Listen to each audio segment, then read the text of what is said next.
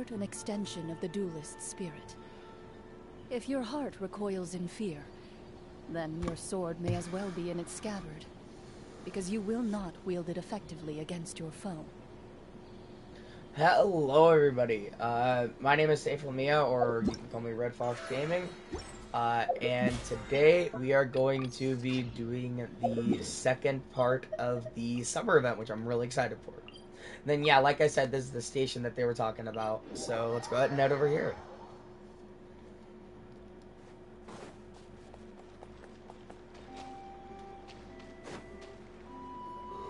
Get up, said Jewel. Time to get to work, you lazy bones. I can't remember how to call the train. Just let me sleep a little longer, and I'm sure I'll remember. That's a mood. Don't try to pull one over on me, young man. Your fading disorder has been cured. I saw you chugging cup after cup of magic tonic in the tavern last night. You must be mistaken, Grandpa Allman. That guy definitely wasn't me. Oh, you remember my name now, do you? Then it seems like you're all better. You had no idea who I was when you were fading. Now, enough of your nonsense. Get up. The fairy and her friends are going to be here any second. All right, I'm up. The Maritime Express should be here soon. That's more like it. Lie there any longer and you'll start gathering dust. Is everything okay? The hero, his pixie companion, and the forest fairy. Oh, I didn't know you were already here. Merciful macadamias. I'm sorry you had to see that. Oh, it's all right. Paimon knows the feeling. Who doesn't want to sleep in first thing in the morning? Does the Maritime Express run out of Constellation Metropole? Yes. Each train needs a conductor to operate, and the conductors are always from the capital. The more difficult maneuvers are a little too complicated when you're made of paper. Oh, so you mean the people of Constellation Metropole aren't origami animals like you? Well, the city welcomes visitors from all over the world, so you're bound to run into some forest dwellers there. But yes, generally speaking, the residents of Constellation Metropole look quite different from us. You'll see for yourself soon enough. Here comes the train. What in the... Pleasure to meet you, everyone. My name is Will, and I'll be the conductor for your journey today. I'm assuming you're the ones who called the train. His voice. Whoa, it's a little toy man! Yes, we called the train. The hero and the forest fairy need a ride to Constellation Metropole. The hero and the forest fairy, the ones from the prophecy. Oh, why didn't you say so earlier? We could have prepared a far more luxurious train. I'll just go back and get a better one. That's okay, Mr. Wheel. We're trying to get to the city as fast as possible. We just need you to get us across the sea. In your capable hands, I'm sure we'll get there in no time. Of course, my lady. It would be an honor. Well then, all aboard, sit anywhere you like. We'll get a stunning view of Simulanka no matter where you're seated.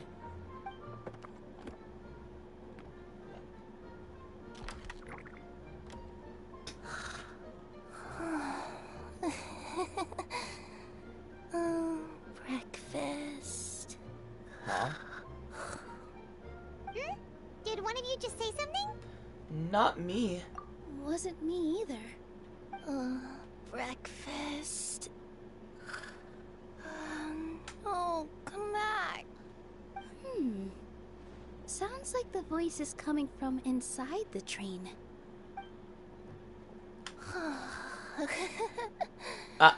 Fish. Chicken drumsticks. Oh, gotcha.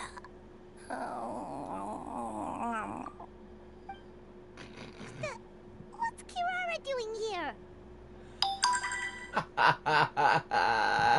That's so cute. Eating her own tail, apparently. Nom Is she a friend of yours? Oh, let Paimon introduce you. This is Kirara. She's... Oh, wait. Actually, maybe we should wake her up first. So noisy. Is it morning already? Good meowing. Oh, morning. Huh? Huh? Traveler! Paimon! It's you? Which means... Oh, thank goodness. It was all a dream after all. Oh, gotta hand it to my imagination. It all felt super real. There were these toy people, but they were alive and they could talk. Madam, sleeping overnight in the train car is prohibited.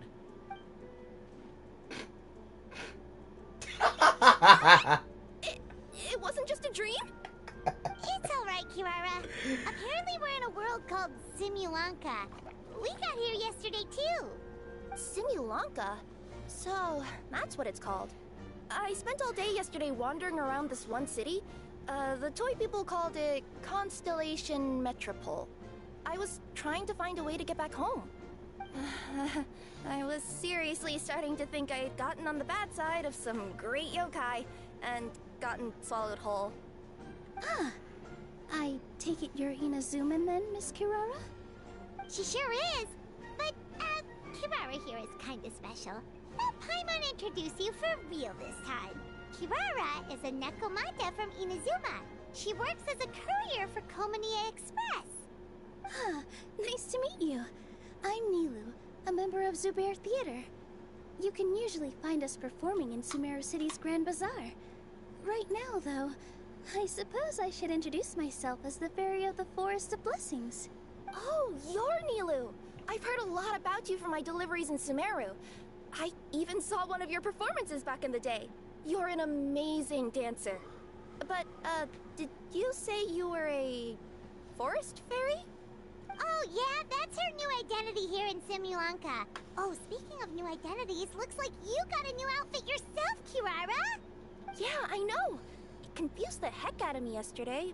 I just woke up in a set of brand new clothes I'd never seen before.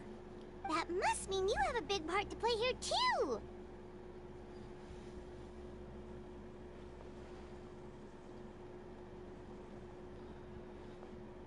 As a Nikomata in boots? Is that a thing? I guess I am wearing a pair of boots, but still. Did you by any chance hear a voice speaking to you before you got here, Miss Kirara? A voice... Oh, yeah, I did hear something.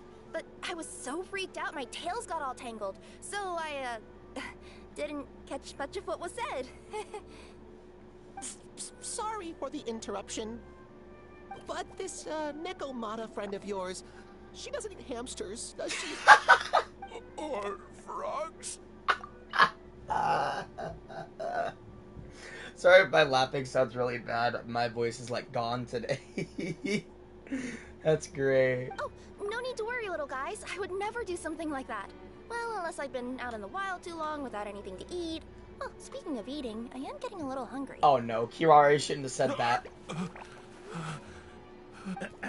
Where are your manners, everyone? This young lady is a trusted friend of our esteemed hero. Now, I know a fear of felines is etched into us with ink, but I'm certain Miss Nekomata in boots here means us no harm. It sure looks like you're keeping your distance, though, Grandpa Homond. You will have nothing to fear, I promise. I met some origami animals in Constellation Metropole yesterday, and I even made sure to retract my claws so I didn't hurt them by accident. Plus, you all look just about as tasty as the cardboard boxes I deliver. Not that I tried to eat you even if you did look tasty. Promise. Please excuse us, Mom. It's just an unconscious reaction. Dear passengers, it's almost time for us to depart. Oh, yeah, that. Whoops. This turned into a pretty long conversation, didn't it?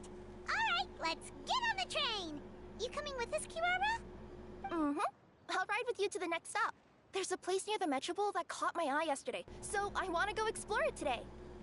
Then all that remains for me to say is on behalf of the Forest of Blessings, thank you once again for all you've done for us. May the Goddess of Fate be with you and bless your journey. Madam Fairy, Miss Nekomata in boots, and our brave heroes. Please do visit us in the Forest of Blessings again, once peace has returned to this land. We will. We'll definitely meet again. Take care, Grandpa Almond. This summer event is so good. I hate to say it, I'm pretty sure it's better than Valeria Mirage.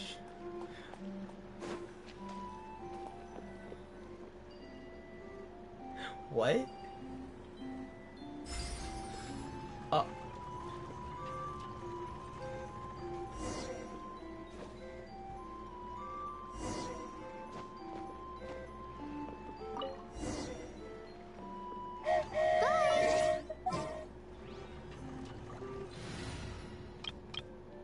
I'm gonna put on my traveler team. Have a safe trip! Wow, a train ride over the sea? What an incredible view! Please keep your head and arms inside the train at all times. We don't want anyone falling into the sea. Yeah, you know. There's a train coming the other way too! Hey! Hello there! Now that the fading disorder is cured, I'm sure the forest will be a lively place again in no time. I gotta go explore that forest at some point. It looked so pretty from the train. I just hope they, won't be too scared of me. I love We'll be Kirara. arriving at our destination shortly. Please prepare to disembark.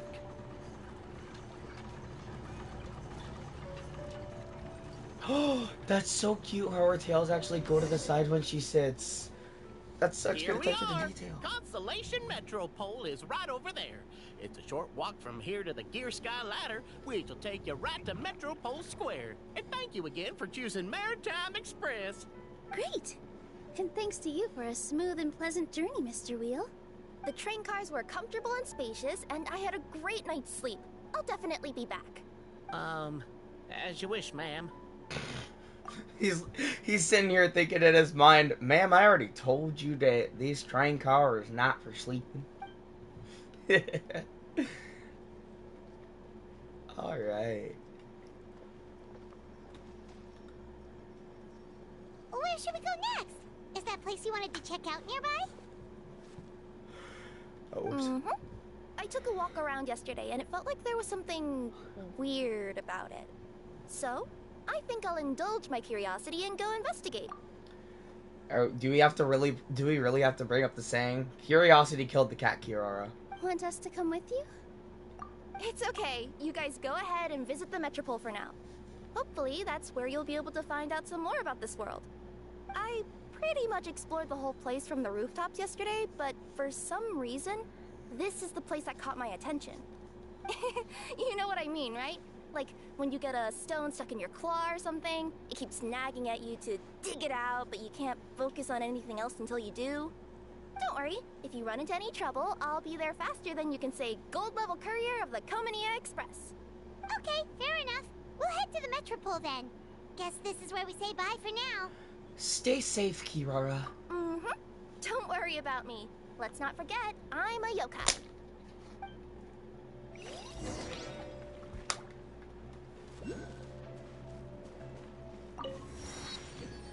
There's a quest with her, but I don't know if I want to. Sure. Hey, are you guys already finished with everything in the Metropole? No need to prioritize me. There's just this place I really want to go check out. Feel free to get back to me once you've got everything sorted out.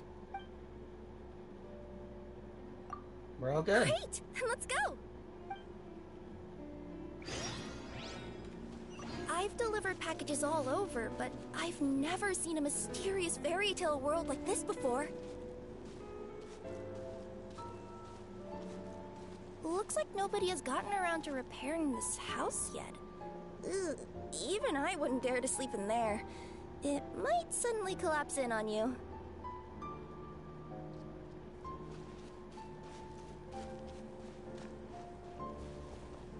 Nothing to see here either. Maybe we can find someone to ask? Aha! Over there! I bet we'll find some people there. Let's go take a look.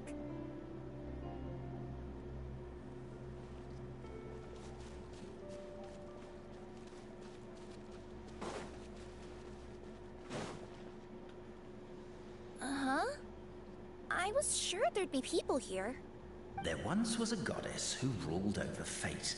Before she died, she left 3 riddles for the kingdom she had created. What? Who said that? Long story short, on this day, a sentient feline, an outlander, and a diminutive pixie arrived on the scene. They saw a narrow path off to the side. Okay, but which side? Yeah, if you gave ambiguous instructions like that to a Comania Express courier, they'd give you the parcel right back and tell you to write the delivery address more clearly. Despite how obvious the answer was, the perplexed pixie and the flummoxed feline struggled to work it out. Although, perhaps a small part of the blame could be attributed to my dull narration. Alright, let's try this again. The path on the left-hand side seemed to give off an enticing fragrance, as if to say, this is the way to wealth and glory. Ooh, that sounds like the start of a good story. Then what? Then what? At the end of the path, the motley crew would soon spot a secret stone room. A prophecy had once foretold of a Marquis who shall one day venture inside, and thus it is named the future Marquis's abode to be. You like it? The future Marquis? Are you sure you don't want to hear the rest?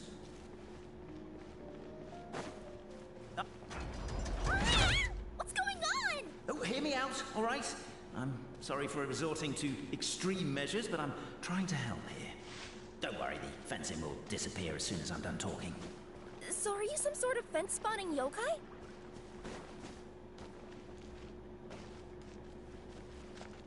I'll keep this brief. There we go. Firstly, the place ahead of you is a secret room whose purpose, per the legends, is to await the arrival of a certain Marquis. For that reason, it's called the future Marquis's abode to be. Secondly, when you get inside, don't sit on the chair in the center, or bad things will happen. There, that's all. Off you go. So many summers, winters, springs, and falls, and now at last a hero hither strides. This realm knows not what lies beyond its walls. Its secrets mystify the world outside. Wait, new voices. Who are they? In the name of the elders of our 3 tribes, we hereby form this pact that from this day forth, As golden sunlight fills the firmament, the tabletop engrosses your... Captivated by the epic poetry and enthralled by the outstanding storytelling, the Outlanders knew what their next objective was. What? Namely, to remove the clockwork key from the raised platform up ahead. Cafe, I just realized. You said we all had to speak like bards, but every time you open up your mouth, I don't hear any rhymes. Yeah, I noticed that too. It's one standard for us and another for you. That's not fair, Cafe.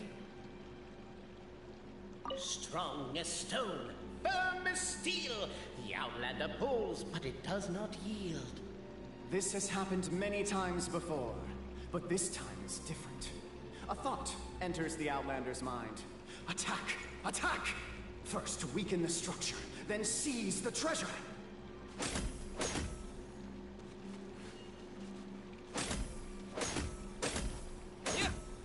The attack now over.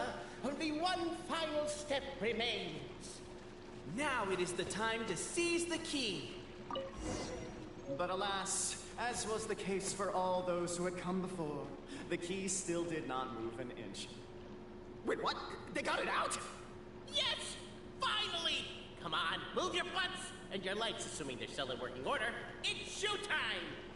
No hard feelings about your lack of poetic contributions? Oh, let it go!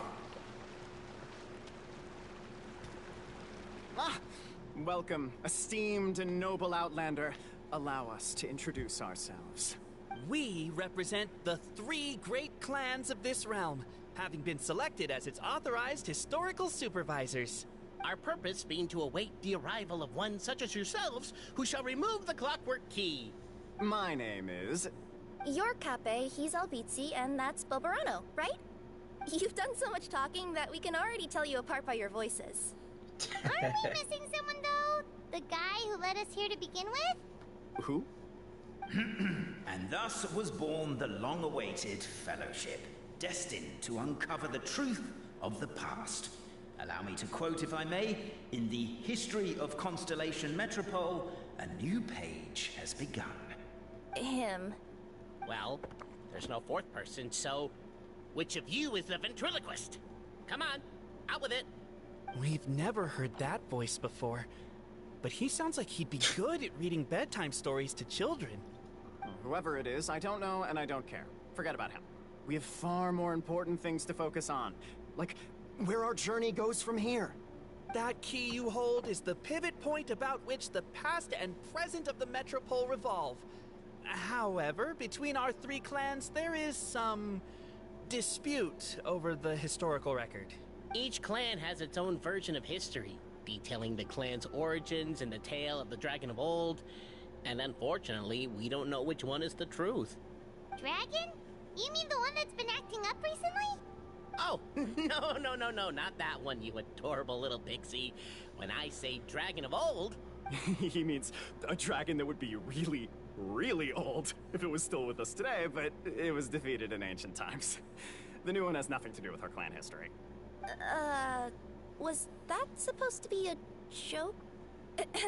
Anyway, so you've been waiting for someone to remove the key so you can finally explore the truth of the past? Not just explore it, but argue incessantly about it. Honestly, I don't care that much. Cape's the one who's always bothering us about it. What we need to figure out is who resolved the dragon crisis. We have to know that before we can decide which is the supreme clan. The moment you removed the key from where it was lodged, you became the honorary Marquis. We humbly beseech you, noble Outlander. Call me the Traveler. Noble Traveler Marquis, we ask you to help us. You and your talking Puss in Boots and pale floating pixie.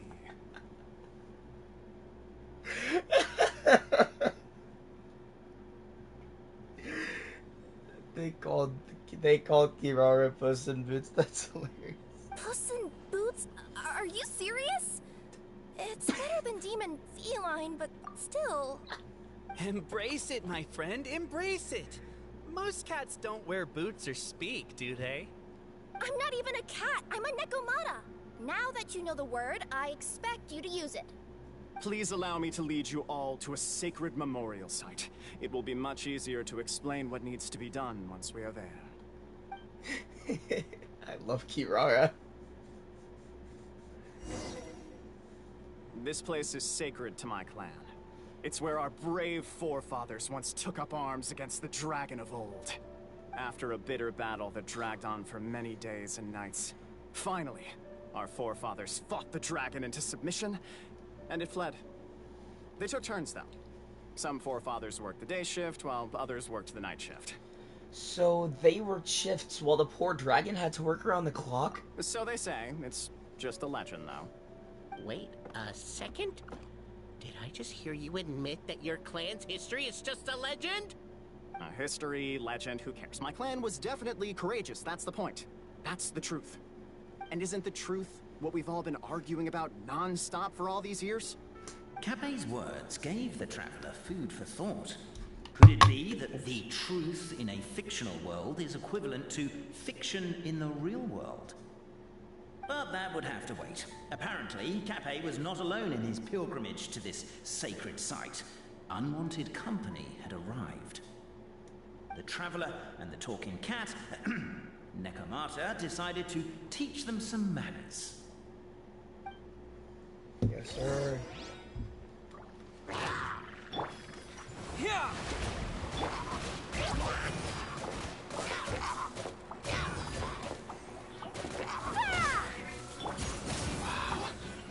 True heroism and valor. It was as if the spirits of my ancestors What's your weapon?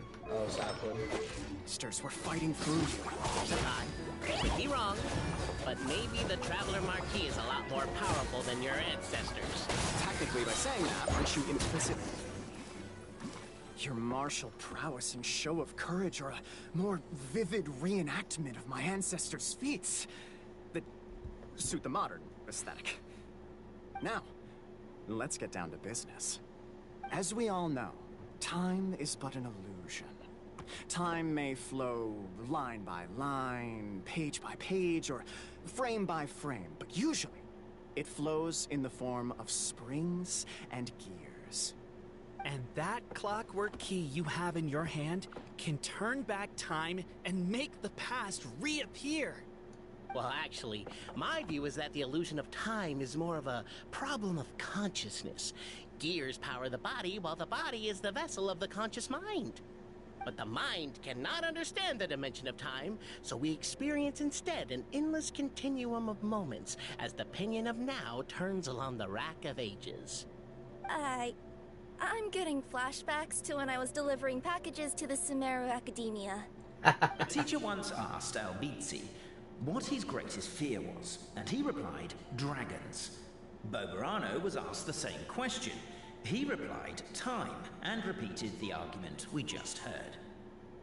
The teacher then turned to Cape and posed the same question. He replied, Boberano. The manuscript that tells the truth of the historical record, the blueprint to all of creation, the work of the great mage themselves. It can be found at the beginning of the gear rack, and on the very first page of the book. Paimon didn't follow all that, but basically, you're just saying that we need to put the key in and turn it all the way back? Exactly. It is said that in the beginning, the goddess of creation took the goddess of fate's manuscript as a blueprint, placed it under the goddess of prophecy's starry realm, and generated the world from a few magic arrays. So in a few moments, when the great clockwork key turns the local time here back to the very beginning, we will restore the magic arrays back to their original configurations. Hold on, isn't stealing part of the blueprint of creation a little dangerous? Also, how are we supposed to know the original configurations of the magic arrays? Well, the general shapes of the configurations have been passed down over the ages. They now form the family crests of each of our clans. So you'll just need to reference my family crest and join the dots accordingly.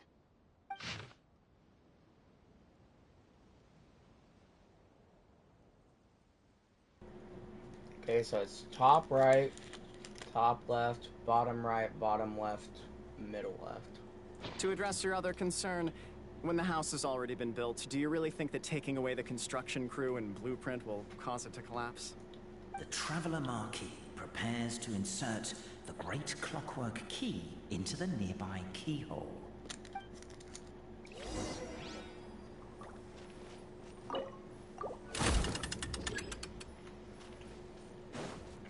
Alright.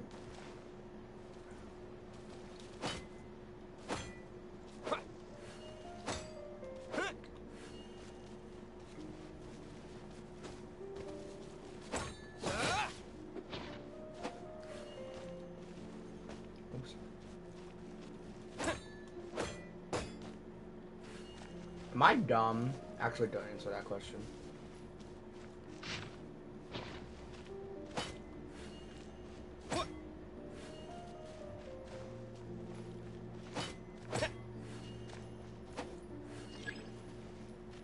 Oh.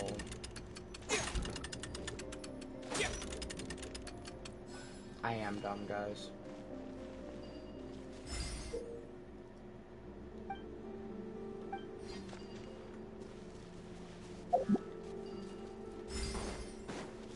I guess we should start here? Behold, the sacred writings that record the truth of... No, wait. That have shaped the truth of history. Gather round and let us bear witness. Brave Francois mounted the haystack, picked up a fork. and planted it tines down atop the mountain of grass. Behind him was a large, bright moon. He shouted out the names of everyone in the village. The village chief was first to be named, and so frightened that he wished to climb up the haystack and stop Francois's mouth. "Are you crazy? You're yelling so loudly that the dragon might show up. You good-for-nothing. Have you not seen how the windmill everyone built has been destroyed by the dragon? And here you are, worrying it'll return?" Francois really would have loved to kick him off the haystack, but held back given that the chief, too, was worried for the villagers' safety.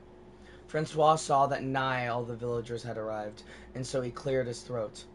"Dear neighbors and kin, think you still that we must endure this? No, of course not. But we cannot do anything about the dragon," said the grocer. "Who says so?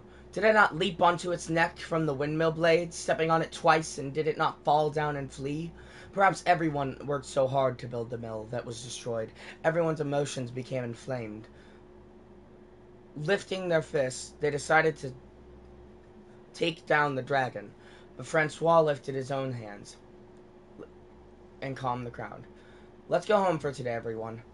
Everyone's present lack of self-preservation is not bravery, but rather wrath. If we yet desire to face danger after calming ourselves, only then may we truthfully call our sentiment valor." So every day, everyone went home. The next day, there were still many youngsters who wished to follow Francois to take on the wicked dragon. Who would have known that the valiant possess the protection of the goddess's radiant charter? Encountering true valor, the dragon could neither spout fire nor slash with claws, and was forced to allow the other party to call pauses and switch personnel.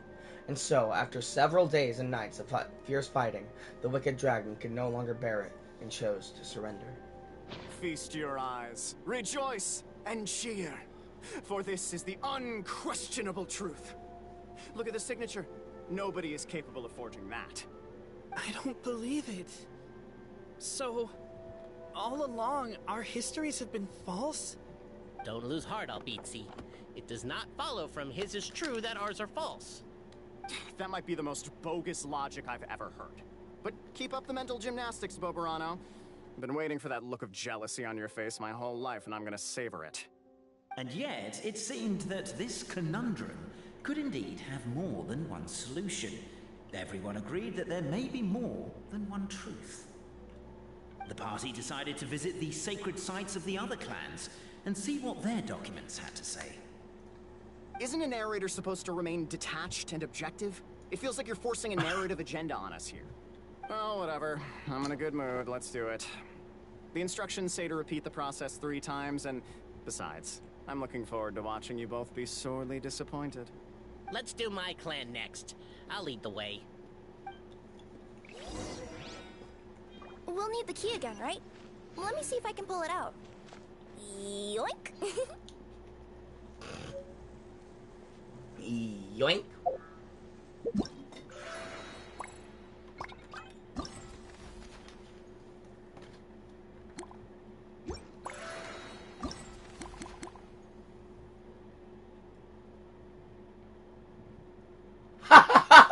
Guys, I was just saying this earlier. Look at the description. Kirara says there's a few things she must investigate alone.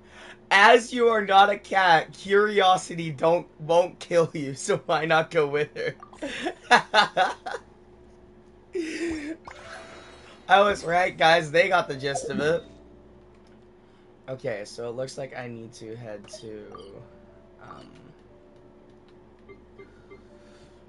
wow, I can't think. The constellation Metropole.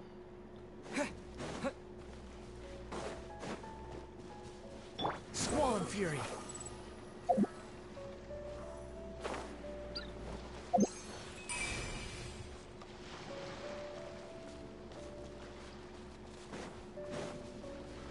There's a butterfly up here. The wind rises. Yeah.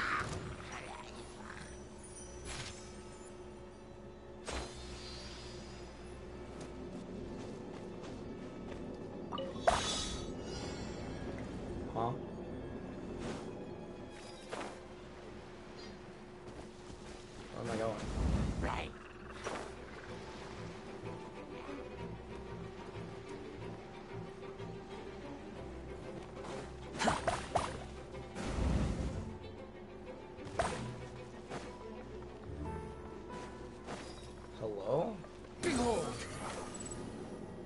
I that dumb?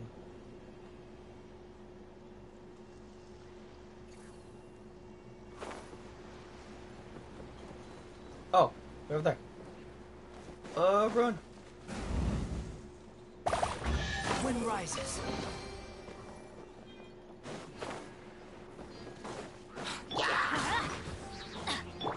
Someone needs... Behold.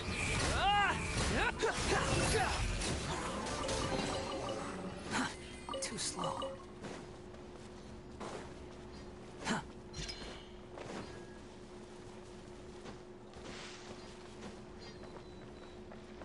The wind rises. Sorry, ADHD makes me get sidetracked very easily. Squirrel!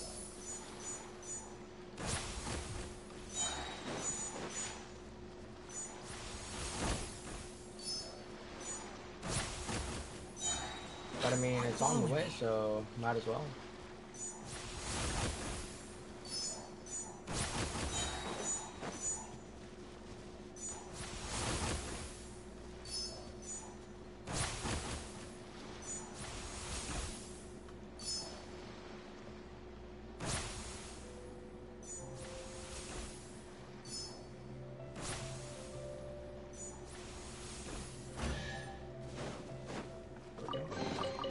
Take it. Help me! Some... Help me! Help! Oh, Goddess of Prophecy above, would you kind souls please help us? What happened here? Why are you all suspended in midair? I mean, being stuck in midair still beats falling to the ground and being smashed into a pile of blocks, but... I told him to be careful, but... No. Never mind. Now's not the time for that. My good friends, could I trouble you to turn the clockwork key over there? I'll explain everything in a bit. Okay, so I think what I'm gonna have to do is I'm gonna have to go through the main story, and then I'll come back and do that keyword request. Is it in my quest log? Yeah, so it's narration footnote. So I'll remember to do that afterwards. I still have another one apparently. Oh, never mind. I saw dragons, so I thought Similanka.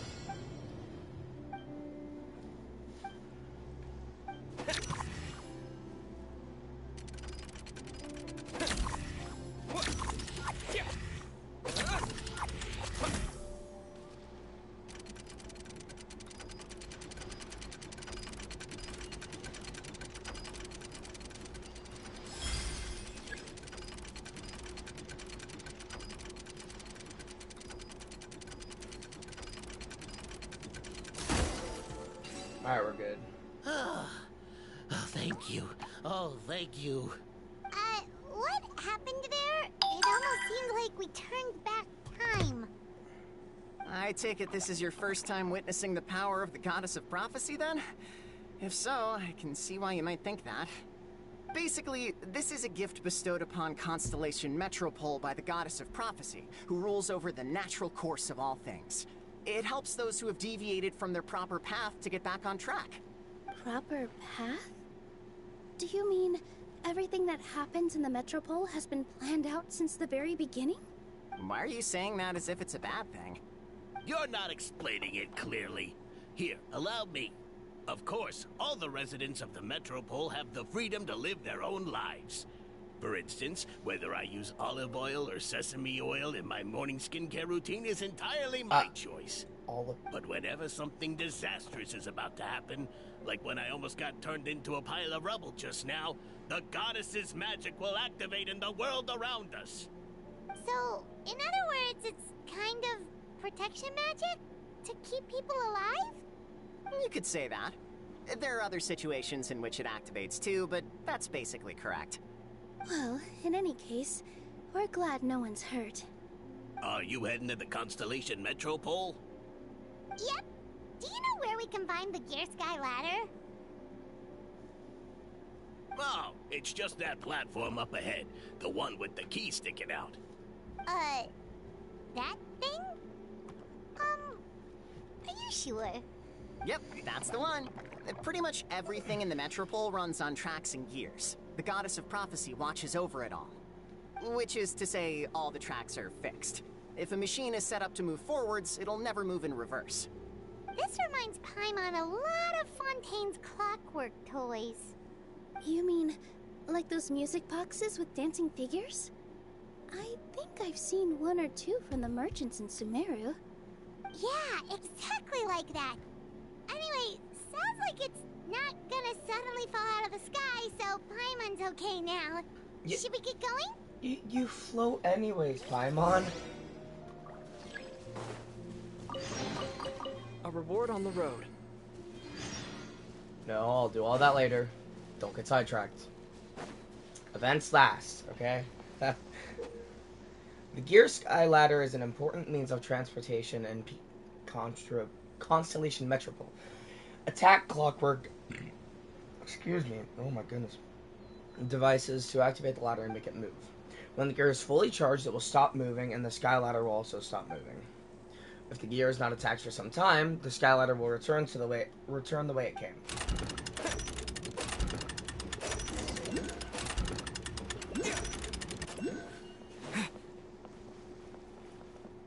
Whoa. Let me go. There we go.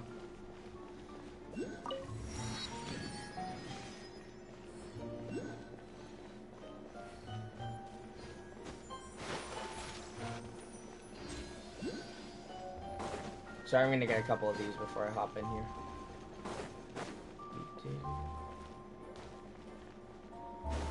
Oh man, I better play hide and seek with those guys. The chest. Come play hide and seek. I heard one off to the right. I heard two off to the right. I heard three off to the right. A reward on the road. Do I have 100? Oh no, these are just the events. Okay. Ooh, I did get 100 though. Cool. I find it funny that I'm gonna get Kirara's outfit before I get Kirara. But, you know.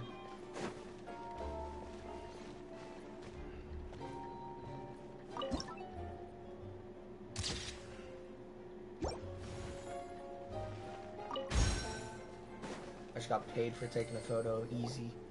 Oh, what a bustling city! This place is fit for a king! Our next step is to get to the top of the metropole and ask the goddess of prophecy for guidance. If there is a king in that castle, I sure hope he won't get mad at us for trespassing.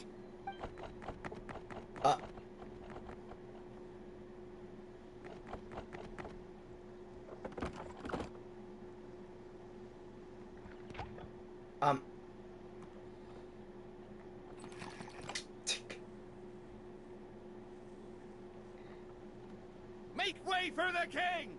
Oh. Darn, we jinxed it. Oh no. Did he overhear us talking about us sneaking into his castle? Paimon hopes he's not mad. Silence!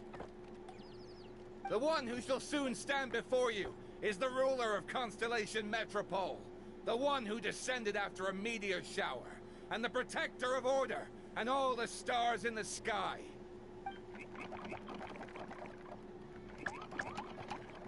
That's a long list of titles. I bid ye welcome, guests from afar. No. Long have I heard of your grand deeds. O fairy, who restored the lifeblood of the forest. O hero, who... huh? What in the world, dude? Hold your foul tongue! How dare you utter Her Majesty's name? Mercy, Your Majesty. Nice one, partner. Spectacular improvisation skills. I'd expect no less from you. All right. You can relax now. Allow me to make some introductions. This is the Traveler, and his trusty companion, Paimon. You are personal friends with Her Majesty the King?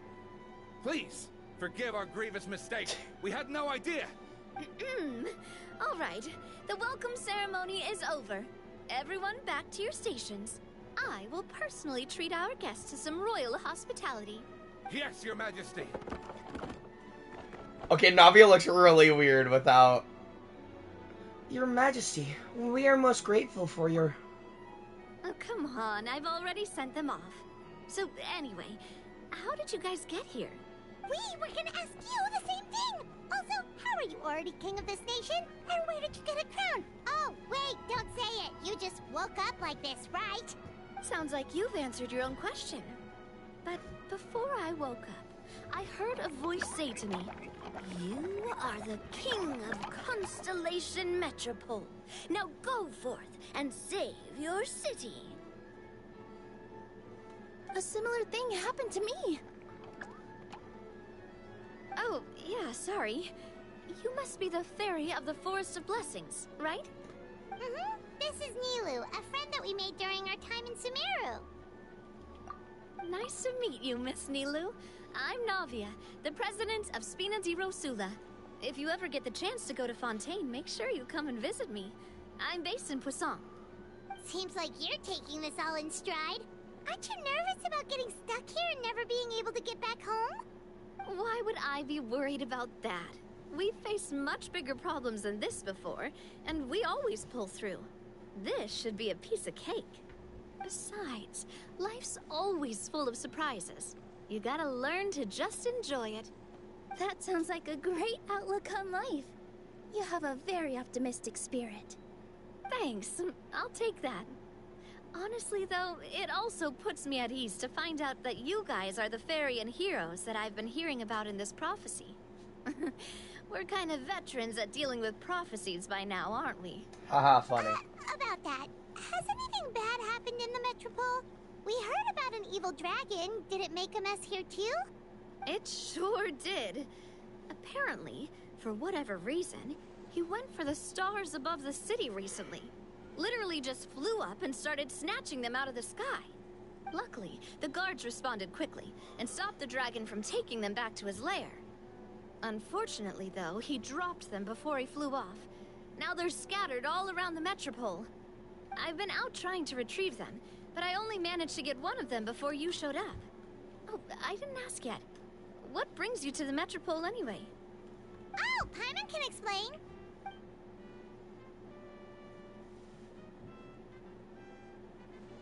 Huh, I see. So, you want to consult the Oracle of the Goddess of Prophecy? Do you know how we can do that, Miss Navia? Well, the goddess's statue is indeed at the top of the castle. I can take you up there.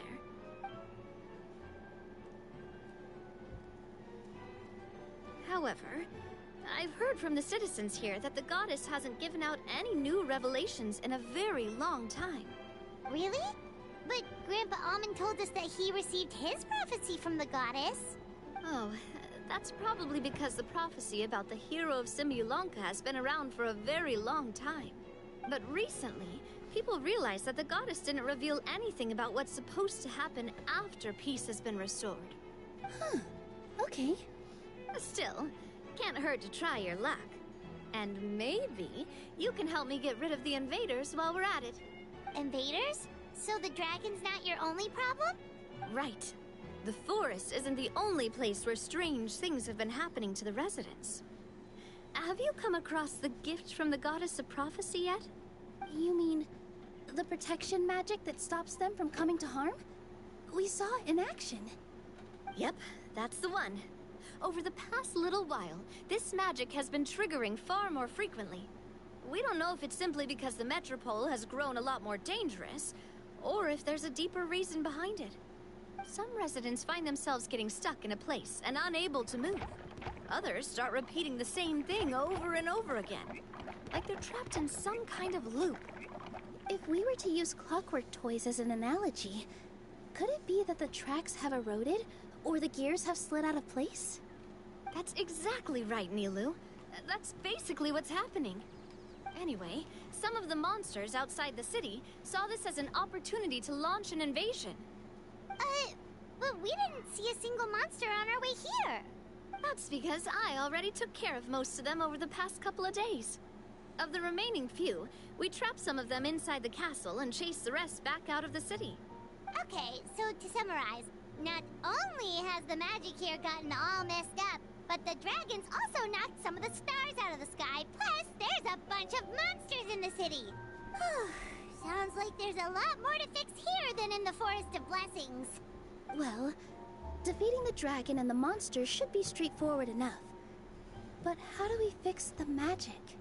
Supposedly, the goddess has had it all planned out for ages. One of her oldest prophecies says this: "Go and push the gear that connects up to the starry sky. When that time comes, I shall dance and return the tracks beneath my people's feet back to the stars in the sky." Huh? But weren't the tracks the gift that she gave to her people in the first place? Does that mean she plans to take the gift back? That's what the prophecy seems to be saying, yes. So, as a result, some people are against turning the gear, despite what the prophecy says, since they fear a future where they no longer enjoy the goddess's protection. But letting this drag on isn't the answer either, is it? No, and I think they know that. But they're just too afraid to take that final, terrifying step. They're still hoping there might be an alternative solution. Now, we could ignore their objections and go turn the gear ourselves. But... You want to be considerate of their feelings. Exactly. You know me well. And that's why you're my partner. I want to get as many people on my side as possible. At the end of the day, this is their city, and they should have the right to decide its future. Ooh, spoken like a true wise king, Navia. I am the boss of Spina di Rosula, after all.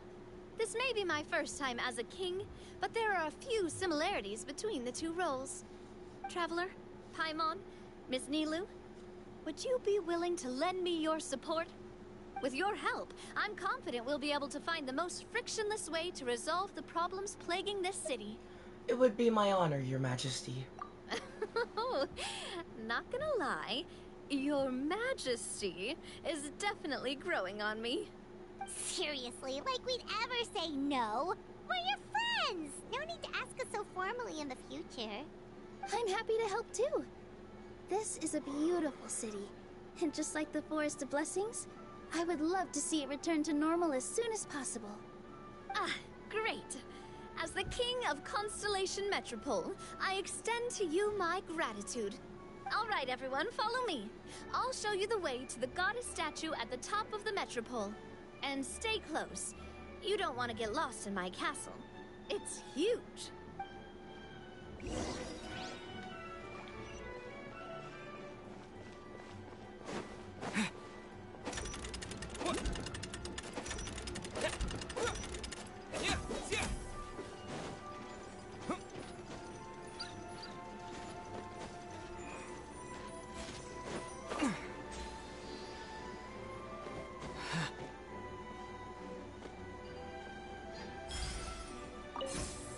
What?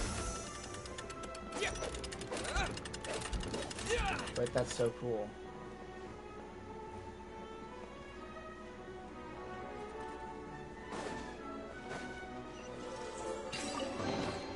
I'll keep this close.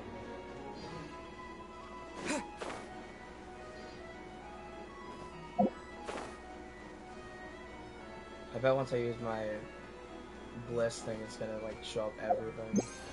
Oh my goodness. We'll get to it later. We'll get to it later. Okay, maybe we can get this check. Ah! The party finds no pedestal in which to place the great clockwork key. Only a locked door. Dude! Where's your clan's pedestal? Oh, let me guess, you hid it away in advance to save yourself the embarrassment of having it exposed as a fake? You done? Okay. Now, since my clan's main claim to fame is... Misinformation, half-truths, and fabrication. Ah, shut up, Cape. Shut up, Cape. I swear, if I wind up dead one day, the murderer was Bobarano. Let those be my last words. My clan's claim to fame is that we outwitted the dragon of old and stole its treasure. Ergo, all articles of value that we own, including the pedestal for the clockwork key, lie behind that door. So, next step is open the door? Almost. There's one step before that. The door is protected by a smart interrogation system. We have to answer its questions, and if we get them wrong, we will alert law enforcement. What? Jeez. Well, do you at least know the answers? The correction fluid of time has dyed white the pages of the Book of Wisdom. No, I don't know the answers. But worry not. I had a quick word with the constabulary in advance. They'll ignore the alarm if we get the questions wrong, so answer without fear. There was no response from the door and nothing unusual about it. Question 1. Who is it?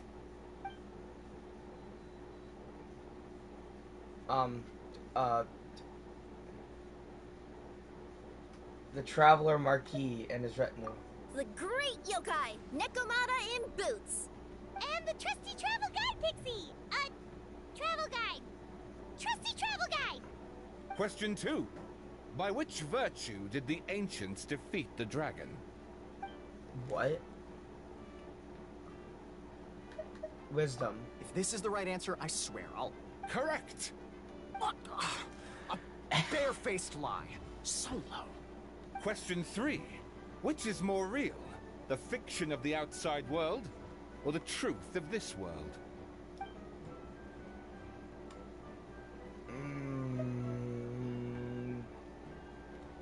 Both are false.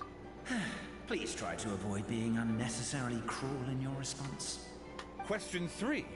Which is more real? Perhaps both are equally real. Hear, hear! Who can be sure that there is no way to know?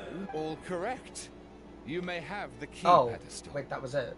Oh, wait, I skipped through it because I thought the narrator was just about a yap. Traveler Marquis, you know what must be done. Please insert the great clockwork key. Oh, and this is my family crest.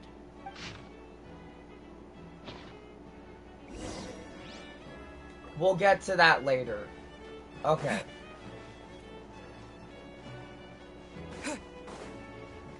We're doing this quest first. I can't. Oh.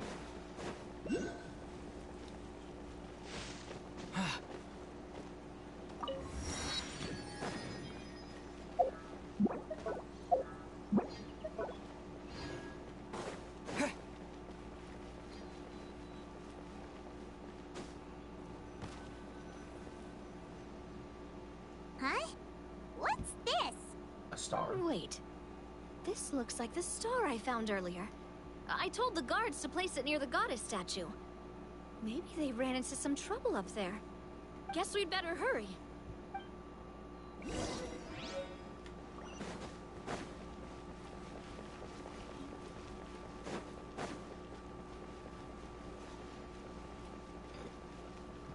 It's a trap? Oh no.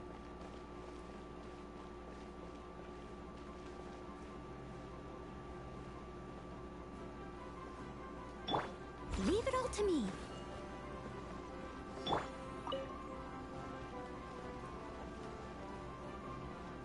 I cannot let them out. But so are my companions. Could you help me? Leave it to me.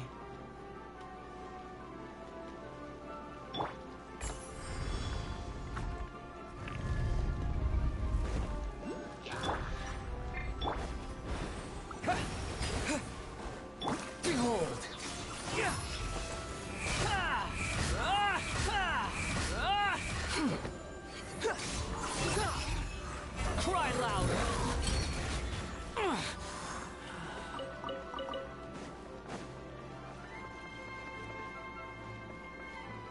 Huh? Oh. The wind rises. Whoa! Why is the star on top of a mechanism? Uh-oh! More monsters incoming!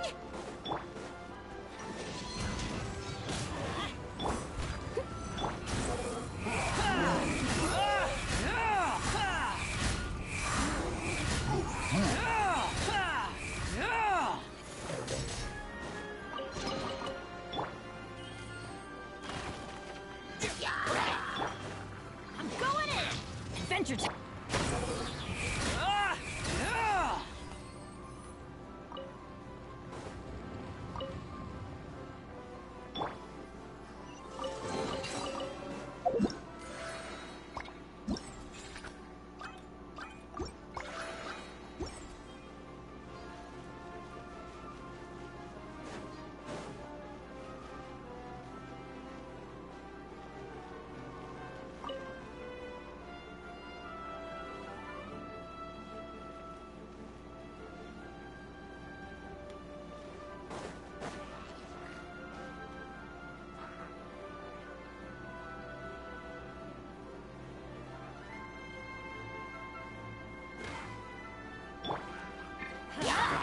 Swollen Fury!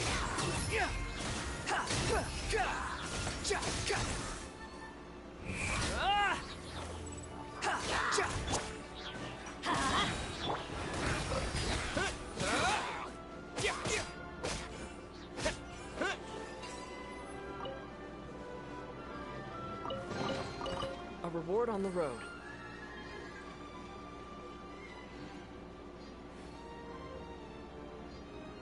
Feels like they really didn't want to give that to us.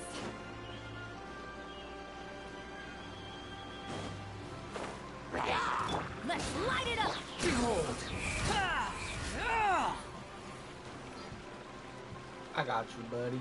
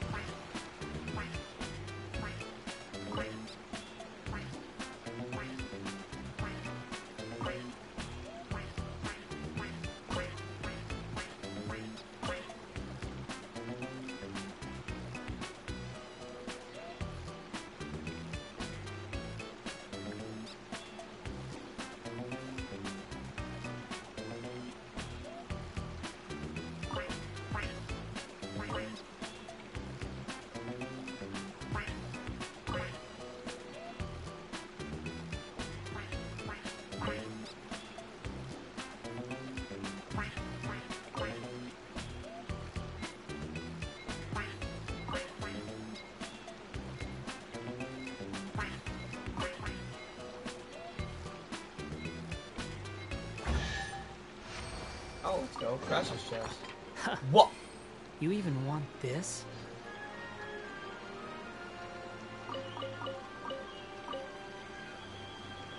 What?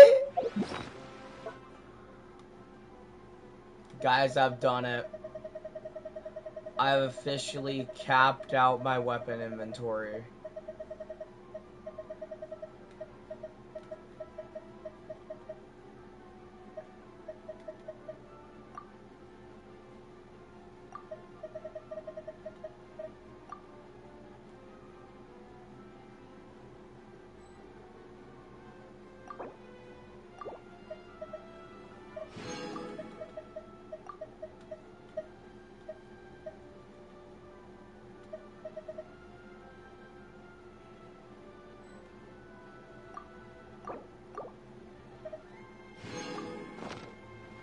Man, I never thought I'd see that day. Quit following me.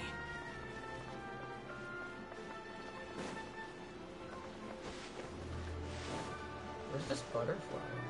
The wind rises. Oh, found it.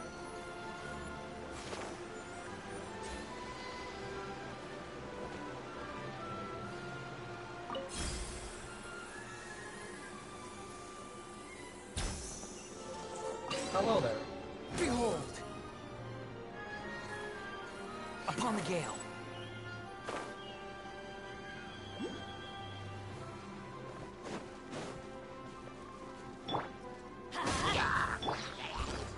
Swollen Fury.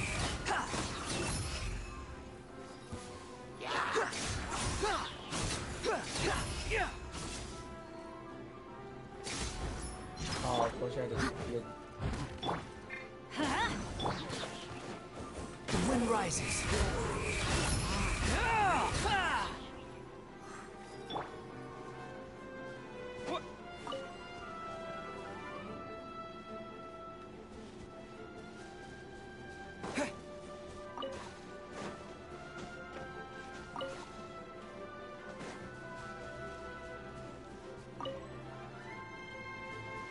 Let's go.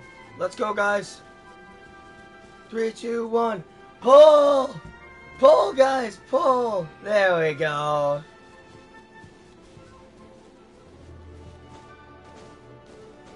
No problem, my toy friends. You did great.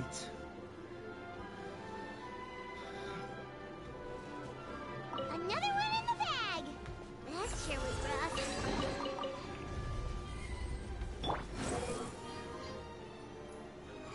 I promise I'm not getting too sidetracked. Oh, hello, Wolfie. Hey, what are you doing? Come here. Hi, buddy. What you doing? Huh? Sorry, my big old dog walked in. What you doing, Wolf? Oh, are you neglected? Whatever will we do? What in the... Drat! I can't move! What happened? Your Majesty! This conservative radical, he attacked us! He threw the star from the Astral Garden and even stole the magic thread linking the Oracle Pillars!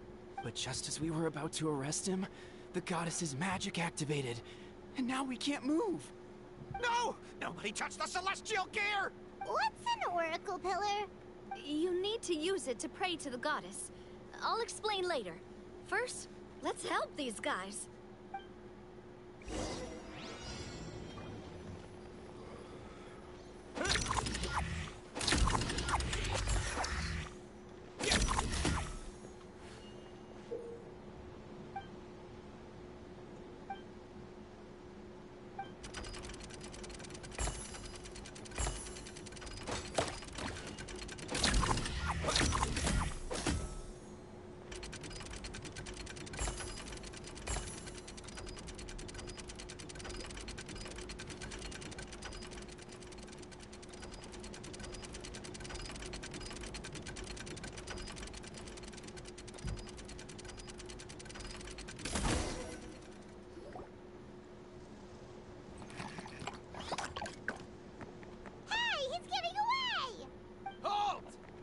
It's okay. Let him go. But, Your Majesty! Even if we catch up to him now, we won't be able to change his mind, much less quell the fear that many others like him are feeling. All it would do is turn him further against us. Understood, Your Majesty. Also, this is the magic thread he was holding from the Oracle Pillars. Your Majesty, what should we... Please give that to the Traveler over there. I believe they have some questions for the goddess. Yes, Your Majesty.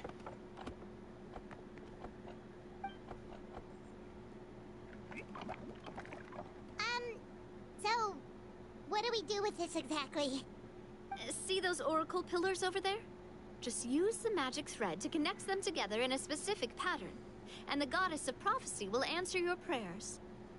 Oh! Sounds easy enough. Let's give it a try. Alright, the question is, what's the pattern?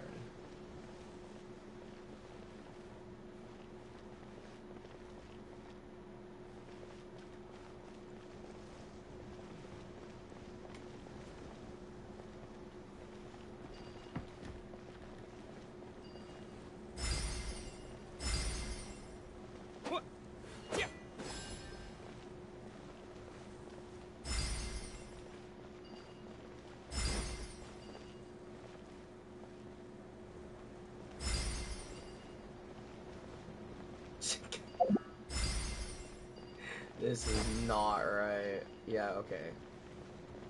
Wait.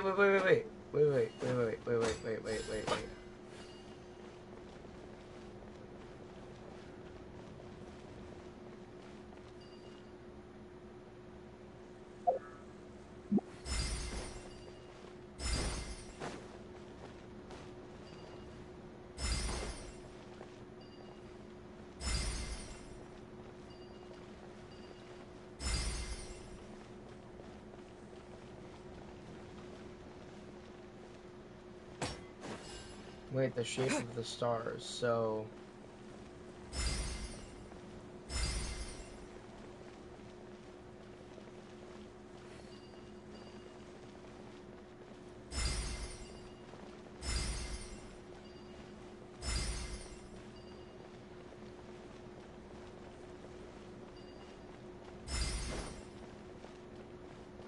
I'm so confused, guys. I'm stupid.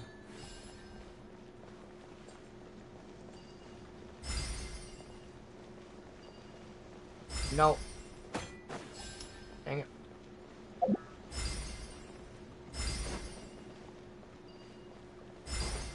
Oh my gosh, it was this simple. I'm so stupid.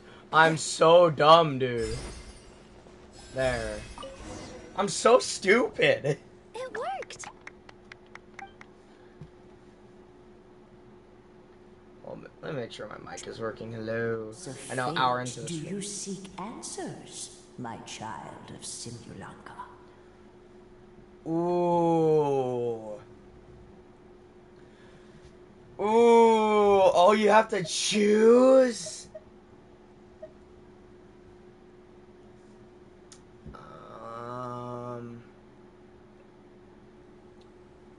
Simulanka's future. About how to leave this world. About how to defeat the dragon. The hero There we go. from another world, supported by their companions, shall restore peace to this world. Right. Go and push the gear that connects up to the starry sky. When that time comes, I shall dance and return the tracks beneath my people's feet back to the stars in the sky. So, Miss Navia was right. The goddess of prophecy didn't tell us anything about the future. Fair enough. Guess we'll just have to play it by ear. If we want to push the celestial gear... Then first, we have to restore the sky back to its original state by putting the stars back in their positions. Let me do a quick count. All right. Adding in the ones we picked up on the way here, I think that's all of them. Let's go hang these stars back up in the sky. In the sky? How do we get up there? Oh, I got us covered. We will, of course, be taking the Aerial Express. For a second, I thought she was going to say Astral Express. I'm not even close to joking. Is that a flying train? Hey, you already took a train that runs on water. Is a flying train really that much weirder? Well, at least the Maritime Express still runs on a track. Oh, come on. Don't worry about it. This train has been blessed by the goddess of prophecy. Its whole purpose is to protect the Metropole's skies. It took me a lot of effort to find it, you know. I don't think anyone's used it in, like, 100 years? 100 years? Are you sure it's safe? Let's not forget that the goddess of prophecy's magic has been going haywire recently. Well, it's not like we have any other options. Unless you want to do the honors, Paimon. Fancy flying up there on your own? No, thank you. It's way too high up. Oh, wait, Nilu. You've got a feel for how magic works here. Can you do your thing and sense if this train is the real deal? I can try. Yes, I can sense traces of magic, but it's different from the kind I felt in the forest, so I don't know. Okay, fine. Guess there's only one way to find out. That's the spirit. I'll come with you. Miss Nilu, will you be joining us? I think I'll stay behind. That way, if something does go wrong, you'll have someone on the ground to get you some help. That makes sense. If the train does break down, you can make us a giant origami crane to come bail us out. Or if a crane's too difficult, a finch could work.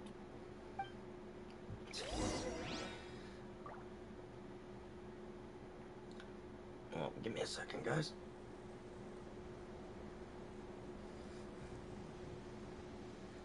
It's getting a little toasty in the room.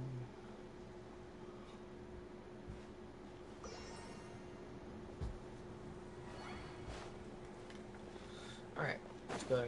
this butterfly. And then let's go and ride the Aerial Express.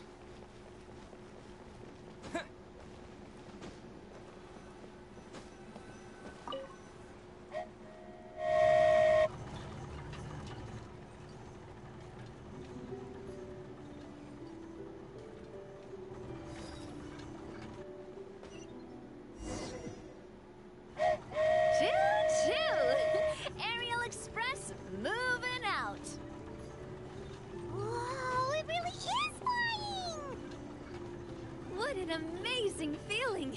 I've never been on a flying train before. Neither have we.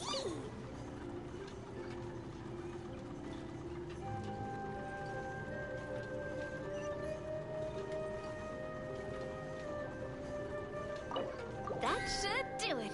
On to the next location.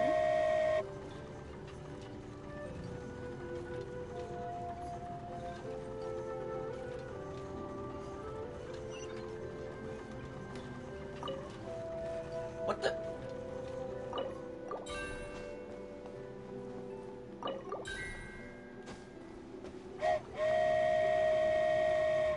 We are so high up. Don't look down. Don't look down. Oh, hang in there, Paimon. The hard part's nearly over. After that, it's downhill all the way. Don't say downhill all the way. That is the last thing Paimon wants to hear. Yeah, she's not wrong. We're finally done. Okay, let's get there now while this train is still working.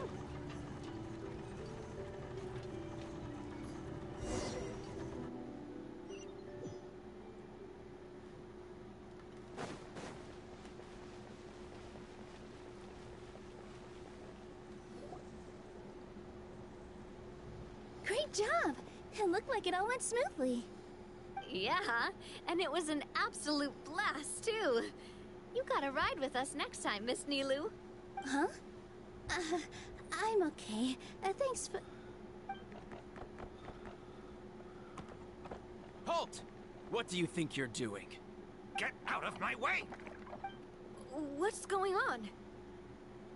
Your Majesty, there! Let us through! Stay back! It's okay. Let them through.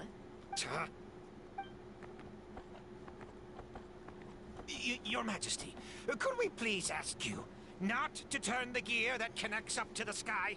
And why is that? As you have seen, the goddess's gift is very important to us. It keeps us from harm and protects our very lives. Some of us, we just aren't ready to lose that protection. I see. I understand. Huh? Your Majesty, do you mean... I won't turn that gear. Not until you're ready. What? I've said before that the Metropole belongs to the people, and they should have the right to decide its future. But let me ask you this. How do you plan to solve the issues we are currently facing? Well, we'll start by rescuing the people that have gotten stuck. And then, we'll find a way to figure out the true cause of this crisis. And have you made any headway on that? The true cause, I mean. Unfortunately not. Hey, you little... I'm sorry, my friend, but it's the truth. You have friends and family that have been affected, don't you? That have gotten stuck? Duh. I understand your concerns. But if we let this drag on for much longer, the situation may well get worse. More and more people will be frozen by the goddess's magic. Yes, but if we turn that gear now, all the tracks in this city will disappear. I know this is a hard decision to make. But have you ever thought about why the goddess might have made things this way in the first place? Huh? Why do you think she might decide to take back her gift and stop revealing further prophecies about the future? Are you saying she has abandoned us? No. Quite the opposite, in fact. What do you mean? The goddess dearly loves this world and all the people of Simulanka. And because she loves you so much, She wants you to be able to choose your own path. Every parent hopes their child will have a happy and carefree life. But if they're overprotective, then all they'll manage to do is keep their child trapped. If a mother bird lets her baby ride on her wings for too long, her child will never learn how to fly. Perhaps the goddess of prophecy has always known that one day she'll have to let go.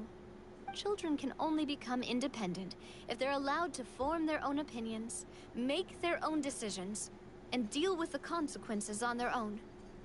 Only then will they be able to continue their journey alone, even after their parents are gone. Okay, I'm gonna turn on my fan.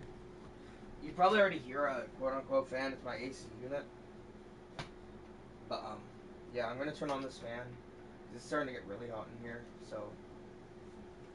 And I don't want my console overheating, you know.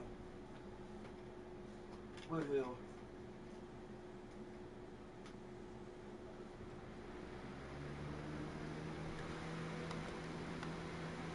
So you're probably gonna have a lot of... Yeah. You're gonna have a lot of, like, just blank noise.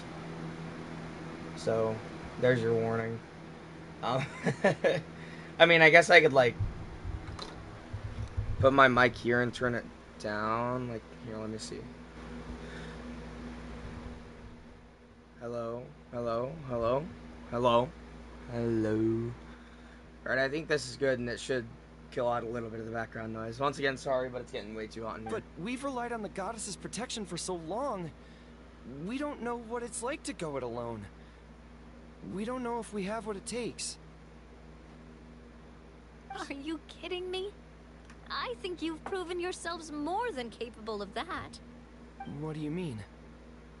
That's you made Zach. a call in a time of crisis, and you've come all this way to talk to me. Even the guards couldn't stop you. That must have taken a lot of courage. That guy that just talked is Zach Aguilar. But we only did it because we were scared. Maybe not. Why you I don't set know. out on the journey doesn't matter. What matters is that you've proven you can choose your own path. My friend, I fear our king is right. It is time for us to face our fears. What? But we... We can't go on living like this. Living in fear. Look at what it's driven you to do. You threw away a star personally created by the goddess of prophecy herself. You once revered her more than any of us. And I think the king is right. She hasn't abandoned us. So, why don't we put our trust in her one more time? I don't care anymore. Do what you want. Aw, he laughed. I'm sorry about my friend. That's just how he is. Always had a terrible temper. Please accept my apology for his impudent behavior. Is it just me, or has he accepted the goddess's prophecy? I think so. Not that you'll ever hear him admit it out loud. Your Majesty, please turn the gear that connects up to the sky. So, you've made up your mind? About giving up the goddess's gift? Yes, I've made up my mind. But maybe losing the gift isn't what this is about anymore. Because we've gained something too. You have given us courage. Well said. I am proud of your decision. Now, gather around, everyone, and join me as we make the night sky of this wonderful city turn once more. Cutscene.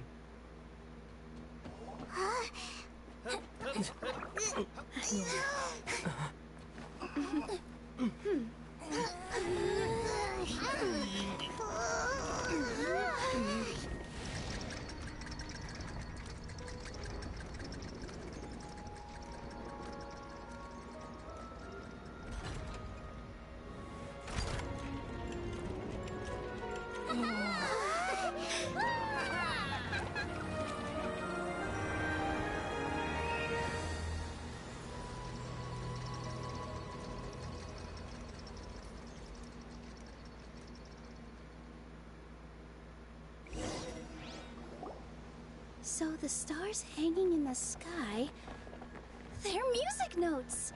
This entire metropole is a huge music box! That's incredible! How do you feel? A little scared and uncertain.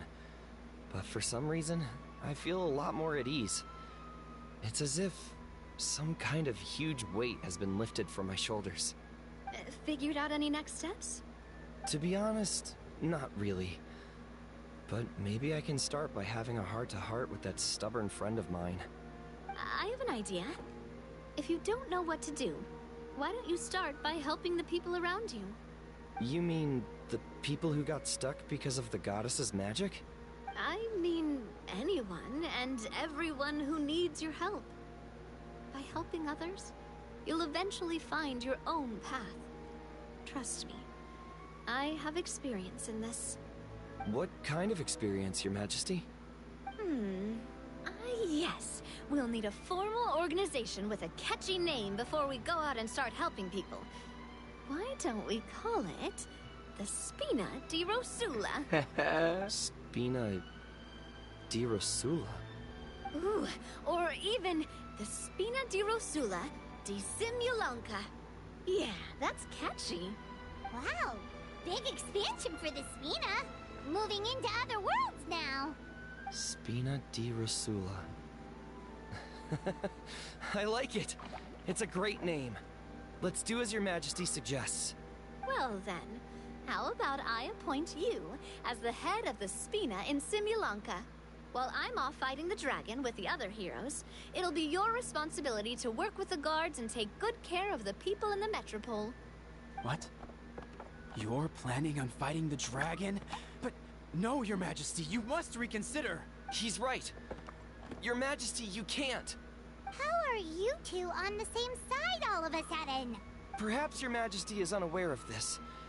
The great dragon suddenly broke out from the Titanium mines one day and tore the end of the world to pieces. After that, it spat out a strange fog that surrounded a whole island. No one knows what lies beyond the fog, and no one knows what has become of that poor island. Before Your Majesty arrived, we dispatched many soldiers to fight the dragon, but none came back alive. Yikes. Sounds worse than we thought. Isn't that all the more reason for us to go? There could still be guards trapped there, waiting for someone to rescue them. King Navia is right.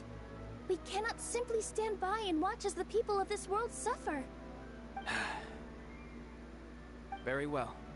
Though I have not served by your side for very long, Your Majesty, 2 days is enough for me to have learned that once your mind is set, any attempts to change it are futile. You're a pretty good judge of character.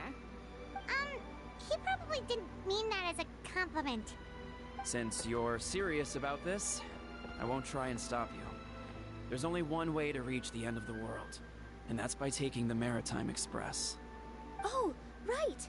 So there's a line going there too? Yes. It was originally built to serve the workers commuting to the Titanium mines, but it has been abandoned since the dragon attack. I'll tell the conductor to wait for you at the platform by the side gate to the Metropole first thing tomorrow morning. You're embarking on an extremely dangerous adventure. Please be careful, Your Majesty and friends. Oh, thank you for your concern. While I'm gone, I leave the Metropole in your capable hands. Yes, Your Majesty. Just call me boss from now on. That's what everyone in the Spina calls me, and it's what I'm used to.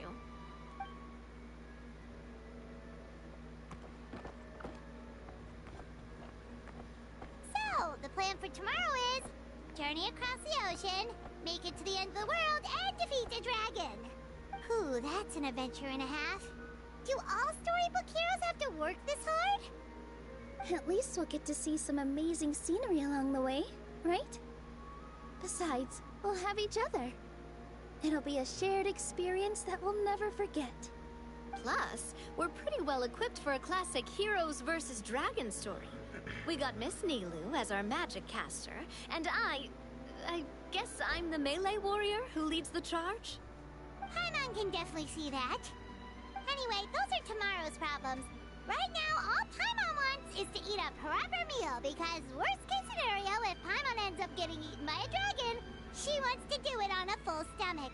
And something about the end of the world doesn't sound like a great place for food options. Well, the origami animals in the forest only drink magic tonic. What do the toy people here in Constellation Metropole eat? Vegetable oil and sawdust, I think.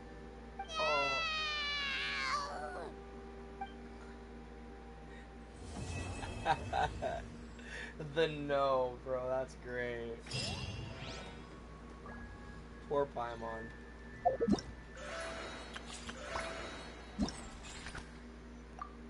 Alright. And bam. You better watch out. There's a cat burglar about. So I got the outfit, but hey, I see we have a viewer. Welcome to the stream.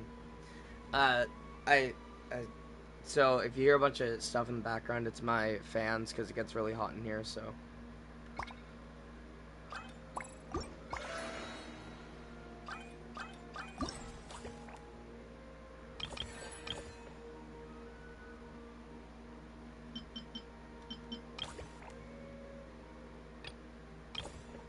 Oh.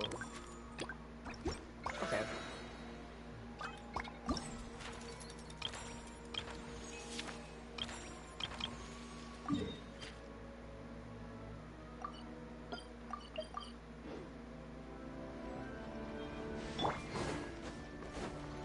Search for it.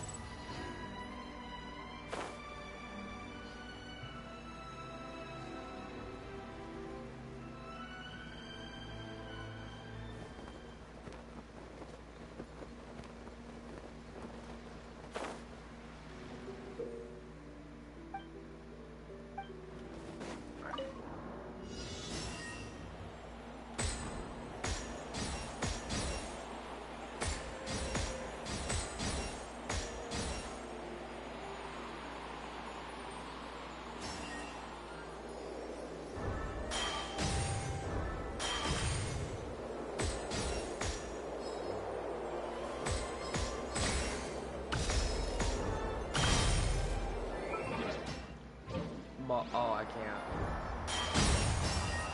I messed that up big time. I'm not in the zone. I gotta get in the zone.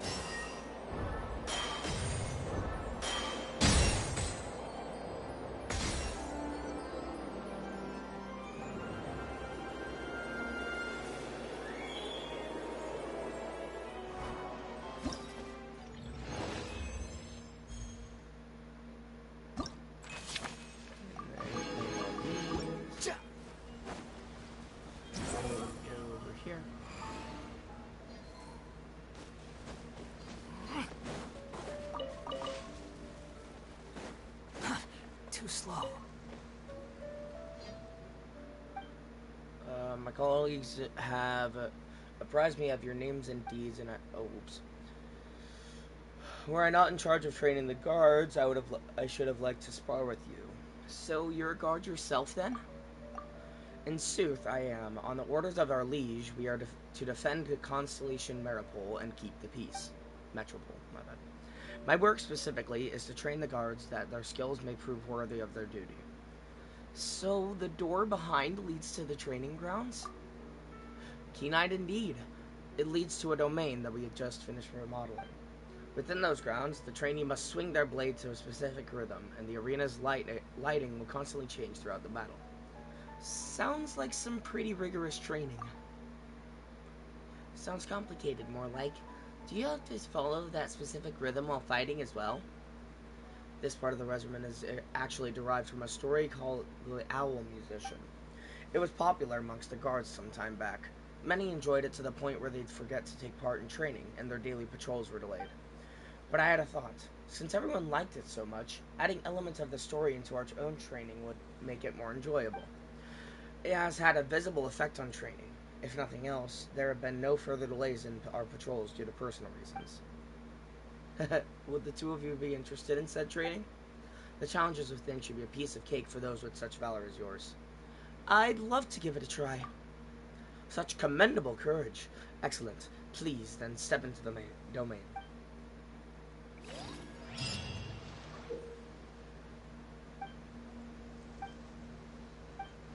Alright, so it looks like we have a vigor system again, so like you can only use so many characters on certain things. Fearless. Wander, Farzan, Bennett, Mika, and then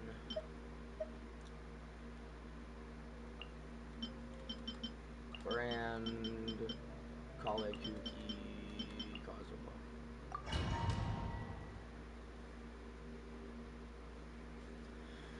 Defeating opponents to fill the Valor bar. Completely filling the bar starts a time for Valor, granting significant combat buffs to the team. This state will end after a time, and defeating opponents while in it will gain extra points. Defeating opponents during a time of Valor will not continue to fill the Valor bar. Ears of the storm! Too late! Behold! How amusing.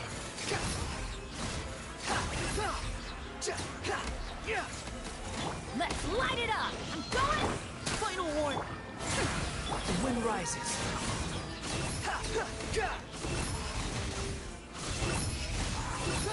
Upon the gale. That's far enough. Huh? Everybody stand back! Providing cover. Too late for regrets!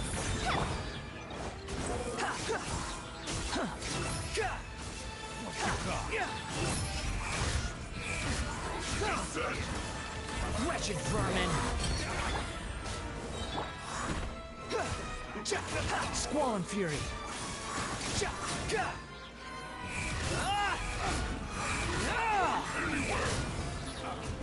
I'm going in! Truth repeats its course! Final warning! The wind rises.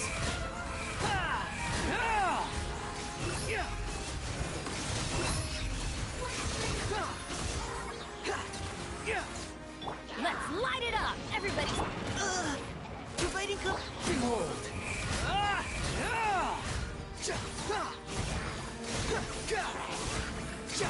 You dare to gaze upon me? Teamwork is engaging! Ears of the storm! Dare to mess with... The wind rises.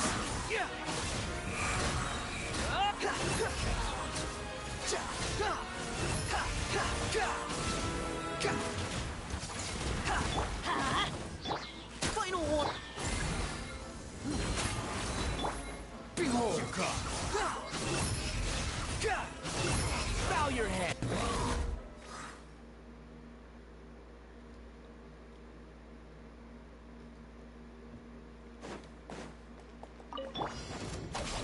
Oh wait, it's not cute. Can I use special? What am I doing? Fallen leaves, adorn my night.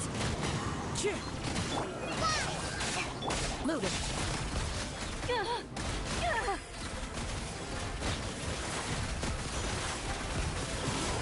Dude, I'm getting grand domain. Into the wind. One with wind and cloud. That hurts. The wind knows me. Out of my way! Fight this on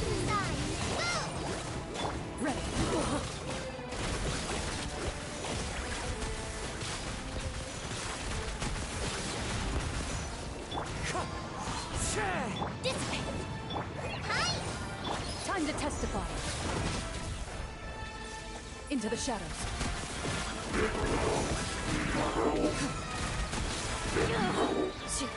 And this is why we're putting Kirara on. This interruption. With nature. Falling leaves. Adorn my night. The wind knows me.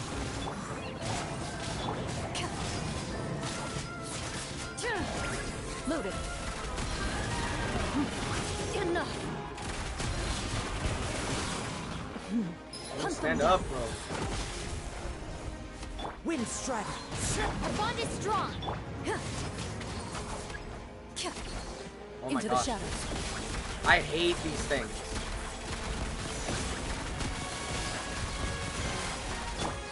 One with nature. Not even this. Wind and cloud. Into the wind. Ready.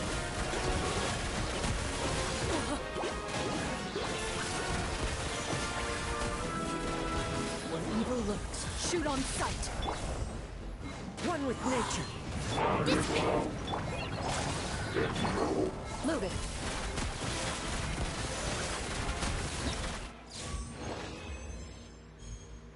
I got enough, apparently. Oh, 5,000. I did it! Woohoo! Alright, now I need the last thing. Wait. Apparently I just did the Navi one, so I need to do the Ferrari one.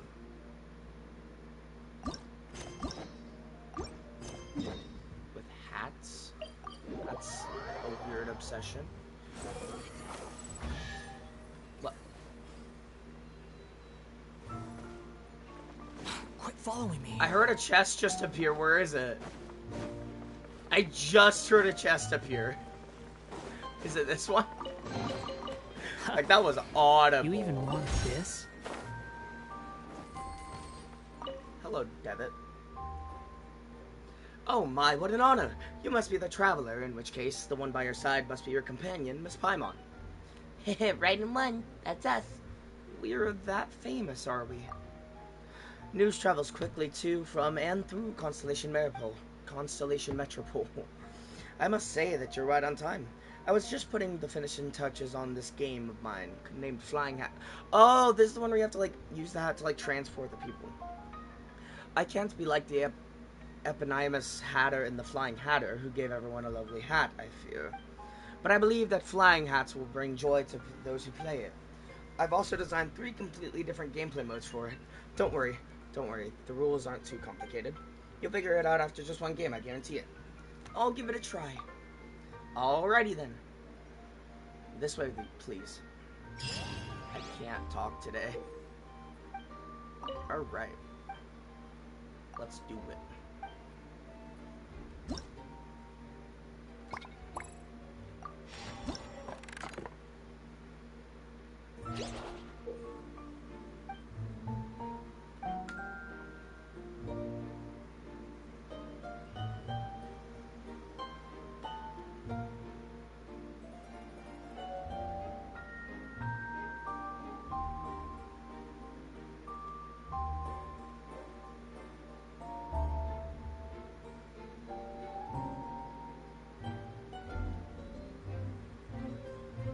Is this all this is?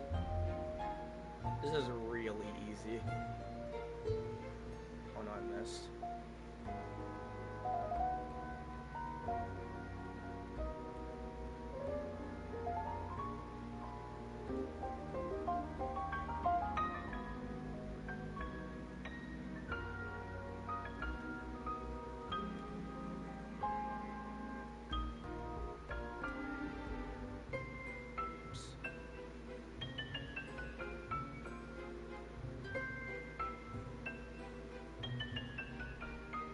I misclicked again.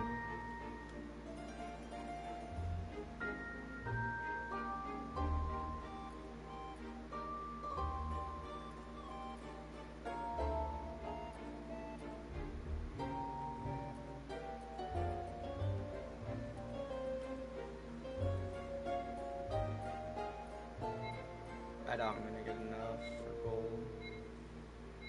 If bet gold's like 5,000. I've messed up my combo so many times. Oh! I was way off. Way off. Okay, so let's go back to the Forest of Blessings Fabricator. Then I need to do 20 more rolls of this one. Too slow.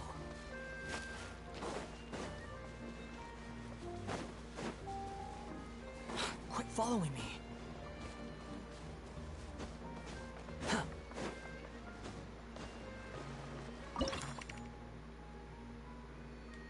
Oh, I have just enough for 20.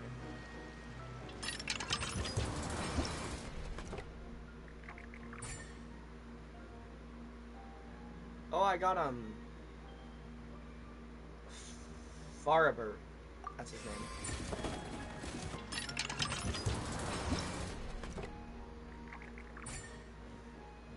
I don't know who that pigeon is. Or that it is.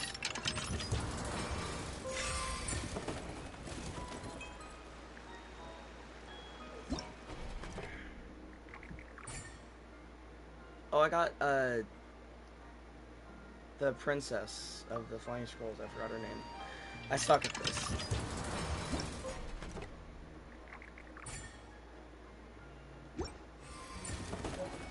Okay.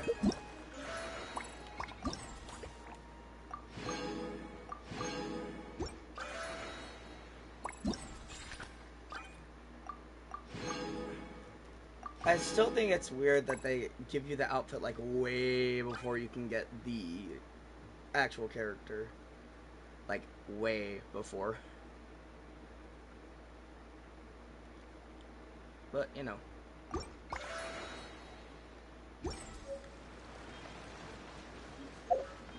Okay. By the way, if you guys didn't know, I'm pretty sure I've said something, but I'm saving for Mavwika, or the Pyro Archon, like everybody's saying that she's the Pyro Archon. So, I'm saving for Mavwika, because she's so cool. And I didn't even, like, I was saving for the Pyro Archon before I even knew who, like, it was Mavwika.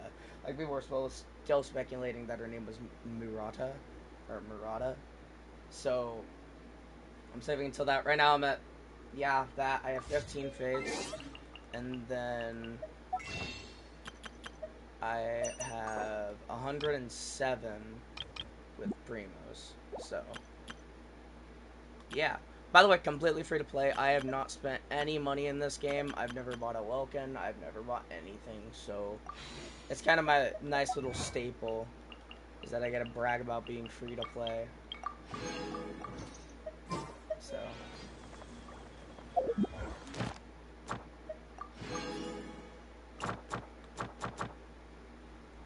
Alrighty. So, let's go ahead and go finish Kirara's quest, because I said I was going to do that. Quit following me.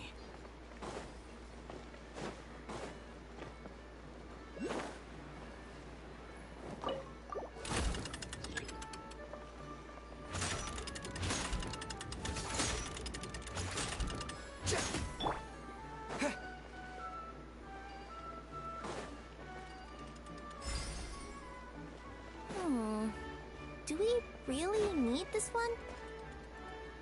Aw.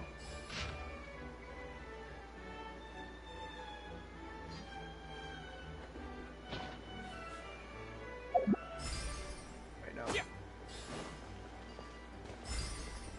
Oh, wait, I see it now. Okay, I didn't see these up here. Yeah, so it's like this. This. There. I'll keep this now. Let me see what elaborate fiction the Clan of Wisdom was able to conjure up. If anyone's listening, I would like to submit these as my last words. I surrender. I'm the one who murdered Cappy. Wise Antonio, in the basement of the crumbling house, began reading the ancient book he had found. His oil lamp shook from time to time as the swaying structure above ground collapsed. The village was to be symbolically raised by the dragon, and he had been chosen by the dragon, for he had not returned home. But Antonio did not care. He only wished to study. The book the old lady had given him on the bridge that passed away. Oh, he passed today. This book was titled The Radiant Charter. And within was recorded all the rules that every being in Simulanka must follow. It was written in the language of the word's creation at the very start, and if Antonio was not possessed of extraordinary wisdom and deciphered this primordial text, there would have been no study to be had. This book recorded no solutions as to resolving the difficulty that the constellation satellite presently faced, nor did it contain any hexes that could aid Antonio in repairing his own home. But he knew that wisdom was the mightiest thing in the world. The morning light shone through the ruins of his home, and the neighboring blacksmith and chubby chief took great pains to get rid of the house's wreckage, which blocked the basement hatch. With dark circles around his eyes, Antonio said to the chubby chief, "I shall defeat the dragon. I will return soon." "Are you sure you're alright? You don't look like you got any sleep." "Just smoke from the oil lamp. Don't worry about it." The dragon sat atop a mountain of treasures, gazing down at insignificant little Antonio walking closer. Flames gathered in its throat, prepared to burn the area 1 centimeter before him, all the better to scare this puny, foolish creature away. "Ha! Halt! I'm a qualified second-class Meister. The Radiant Charter states that should I refuse a duel, you cannot use force." This restriction did indeed exist, and so the wicked dragon swallowed its flames whole. Ah, how it dreaded going to the toilet tomorrow. What? No way they put that in there. Antonio, for his part, had not expected that the second-class rust-clearing Meister qualification exam he had taken on a lark would come in useful. "And since I'm a second-class Meister, I propose a duel of riddles. You cannot refuse." Now, Simulanka had just such a law, mainly for the benefit of sphinxes, old sages, and princesses who wished to make life hard for others. The evil dragon had not expected this rule to catch up with it first. "I shall ask the first question. My house sold for 8,000 mora yesterday, but I thought there was room to raise the price, so I bought it back for 9,000, planning to sell it for 10,000. How much mora did I lose in the end?" The dragon laughed in contempt. "What's so hard about that? You could have waited until it hit 10,000 to make your move, but you sold for 8 and bought for 9, so you lost 1,000 mora that you could have earned instead." "Wrong. You burned my house down yesterday, and I couldn't sell it in time, so I've lost far more." Sorry, I mean, I do have to burn a house and you happen not to be home, so I might as well hit one that doesn't result in any loss of lives. "Now that you've lost this contest, I have the right to loot the same value as your life, minus 1 mora. And considering that you burned my house, I can seek damages. Let's assume that my house is worth just 1 mora. Well then, wicked dragon, you know what to do with yourself." "Please, spare me. I'll give you anything." "Your words, not mine," Antonio said as he pulled out a contract he had written long ago. Thus did Antonio use his wisdom to take all the evil dragon's treasures. The dragon, devastated, would never again return to attack Constellation Satellite, where Antonio lived. Many years later, a child asked Antonio, "You sold your place for 8,000 and spent 9,000 buying it back. So it looks like you actually did lose 10,000 mora. AA."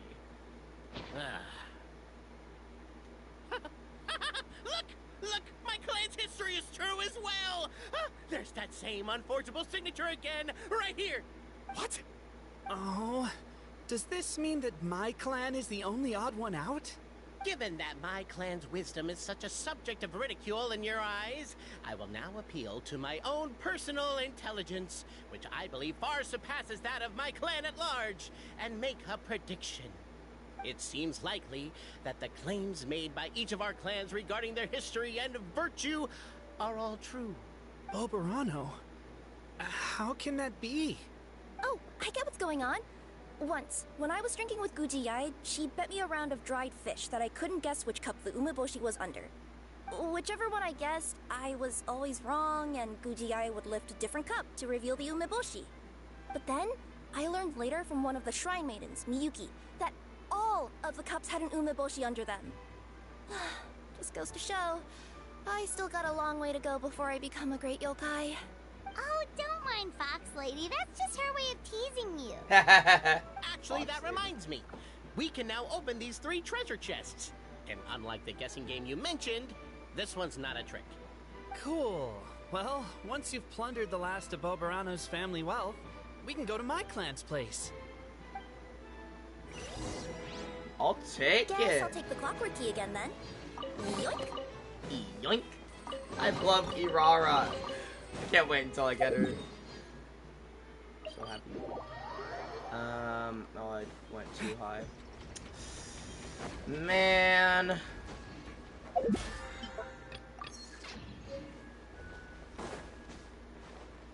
Wee. Oh no! The cohort of truth seekers followed Albizzi to his clan's sacred site. They arrived to the site of a giant guard towering over them. Up ahead is my clan's gigantified guard. He can be a little pig-headed, and he's incredibly strong. Your weapons won't even scratch him. How much do you want to bet, buddy? Wait, but wasn't Kappei's clan the one that's all about strength? So, what do you guys believe in then? Oh, the guard is one of Kappei's people. Size is a coveted trait in the clan of strength, after all. Mine is the clan of empathy, and our key contribution is growth serum. What's empathetic about that? Yeah, I was about to ask that. Our ancestors believed that, just maybe, the dragon of old didn't mean us any harm at all. Perhaps the dragon simply didn't notice us, since we are so very tiny. So, they drank the growth serum and grew even larger than the dragon. Then, they set the dragon down, calmly explained their perspective, and eventually taught it how to empathize. The serum isn't what it once was, though. Nowadays, it doesn't make you grow all that much, and it actually makes you lose your empathy. So, I advise we take a detour. Despite Albizzi's words of caution, somebody, no doubt, has other ideas. Surely we could avoid a conflict with the guard, they think to themselves, if we could just try to understand one another. You could, of course, just take the path to your left and go around. But some people are gluttons for punishment. It's all part of the experience, I suppose. I love the narrator. Why is my own clan treating me like a villain? You've been away too long. We all have. Feels like we've been waiting forever. We should be getting close. Why is this place so full of junk? Are you the kind of people who never throw away the box when you buy something because you're worried you won't be able to return it without the original packaging? We'll never find the Oracle Pillars in all this mess. Never mind that. We have a more pressing issue. It seems there's a slight problem with my clan's family crest. The Marquis may need to utilize their wisdom to solve the issue.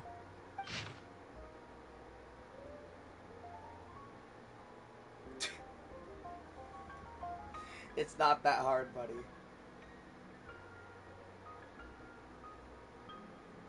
Yeah, I see it. Okay. Wisdom too, huh? Well, you guys have a bit of everything, don't you? Except empathy.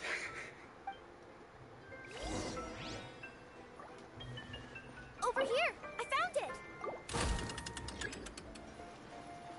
Yes! Keep the noise down! We don't want to alert the guard. My bad. I'll go keep watch.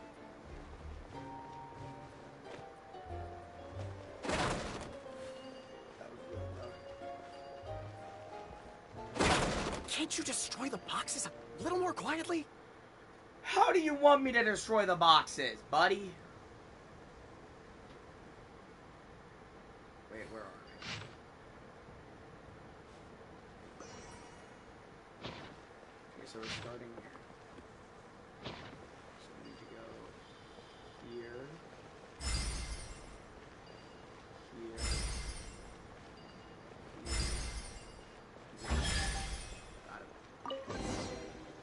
reward on the... This is the last one. Oh man, I am... Galileo and Alberto did many good deeds again today, though it was most tiring to help the old lady on the bridge move her barrels of hard apple cider. They each got a small barrel as their reward. The moonlight was unobstructed and beautiful, and the two good friends climbed up the high wall that had been built to save the evil dragon. Oh, give me a second. Alberto lost the rock, paper, scissors match, so he had to hold the barrel of cider under the crook of his arm as they climbed the ladder. Look, this is the big house that our chubby chief was so proud of. Doesn't look so big from here, huh? Said Alberto, as he looked at the house. You're wrong, said Galileo. That's my home. The chief's house is that one. But the fan fell again, and I didn't notice. Here, let's just put the fan right there. Alright.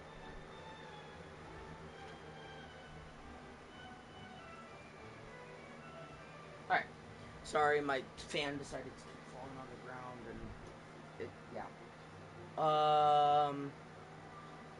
the chief's house is that one. Alberto's night vision was not at all that good, and moonlight could never compare to daylight. If one were to close one's eyes, the light could not be seen at all. He tried a little harder, but could discern nothing more. But it's also really small, Galileo continued, so there's nothing wrong with your statement. Galileo and Alberto were both rather perceptive people. Galileo's reply covered for Alberto's discomfort regarding his poor vision, while Alberto also lost the rock, paper, scissors match on purpose so that he could carry the cider barrel because the gears under Galileo's ribs were injured. Here's to you. The two friends raised a toast once Alberto stuffed a cork into the back of the barrel. Back into the barrel. The next day, the two gathered everyone in the village plaza. First, they apologized for the collapse of the anti-dragon wall and told all the people that they were preparing to have a talk with the evil dragon. I know it was a lot of work for everyone to fix that wall, but we're not that fussed about it anyway, the chubby chief said. But are you sure you're not bragging when you knocked it out? When you say you knocked it down yourselves? Of course, that was not the chief's point. He was too good a person, he continued. Also, it's too dangerous to seek the dragon out. Don't worry about us. And so, the two best friends in the whole world departed. The evil dragon trembled before Alberto and Galileo. For some reason, the old lady's liquor could make people grow very, very large. That was how they accidentally squashed the high walls the previous night. As they gazed down at the ground far below, they more or less understood how the dragon thought. No wonder it could accidentally destroy the village at its feet. So long as they could get the dragon to notice people, they could surely come to an understanding. The two friends thus drank all the remaining magic cider, becoming even larger than a dragon by a margin. Reeking of alcohol, they sandwiched the dragon between them and drunkenly tried reasoning with it. The dragon shriveled up in terror, all of its mystery and fell aura forever gone. It even looked kind of pitiful. Alberto attempted to pick dirt off the scales on the dragon's back, but wound up picking off an entire scale.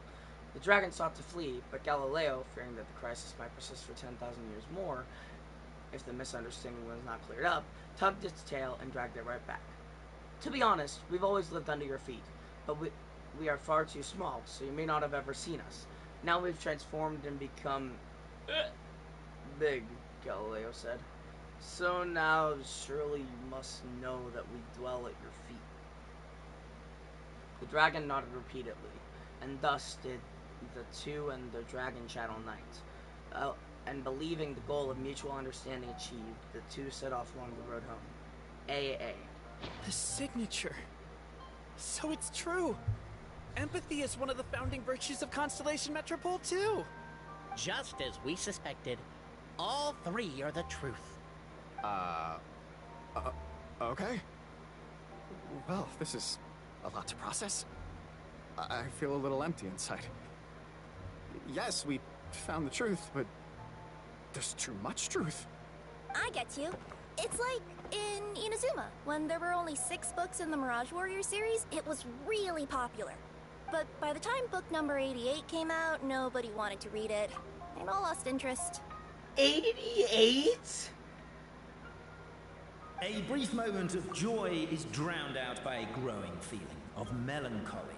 But perhaps there is a glimmer of hope to be found too? Anyone? Anyone? All right, I'll say it.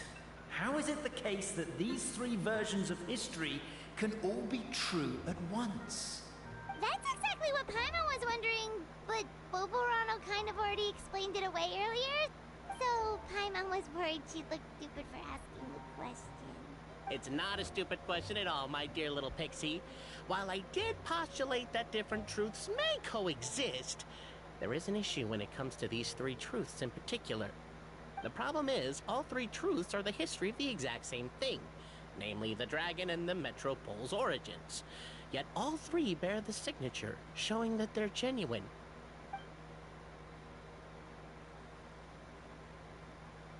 Suddenly, the sound of a bell rings out.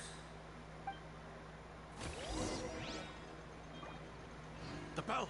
It rang once! What does that mean again? Ah, yes! Highest level of emergency! Everyone, to the main entrance! Stat! Bring all the glue traps and place them outside the gates! The whole city is on the lookout, and there's only one way out. It's the path right in front of you. I can see my chat, but I can't open my chat. Like my little Genshin chat. I can't Why'd they ring the bell anyway? Also, why is one ring the highest level of emergency? Obviously because you have to respond fast when it's an emergency. It'd be a bit too... They're outside! After them! Run!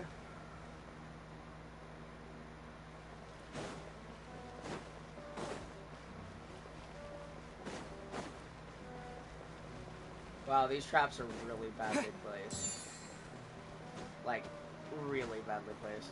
Plus, I mean, with me, I could just use Wander and fly over them, you know. But I'll be fair. We made it out. Don't know if we'll still be needing this clockwork key, but I yoinked it out before we ran, just in case. Yoink. Okay, but back to the truth problem. There are three conflicting versions of the truth, and somehow they're all still true. What is that supposed to mean? I don't know. I doubt anyone here in Simulanka can make sense of it. All we do know is that any manuscript bearing her signature has to be valid. Who is her? She is the goddess of fate. Never mind. The creator of all Never this. mind. And all these manuscripts are her grand design. The reason we argued about who was right was that we didn't know enough about the truth of the past. But now we have the truth. So, we just have to accept it. As surely as we will follow the clockwork path designed for us, so is this the course that history has taken. It is clear and incontrovertible. We will never argue again. Thank you all. Is that all there is to it? Is this where the decision made at the first crossroads of destiny has led us to? A pointlessly happy ending? Oh, shut up, narrator. Overthinking it would be equally pointless. Well, that's enough for one day. Time to take a break. Could you be any more cryptic? You're planning something. Paimon knows it. Whatever happens, today was a breakthrough in my journey of discovery. I will go back and share it with my clan. Me too. And me. Let's leave it there for today then. I'm sure we'll find out what else Mr. Narrator has planned for us tomorrow.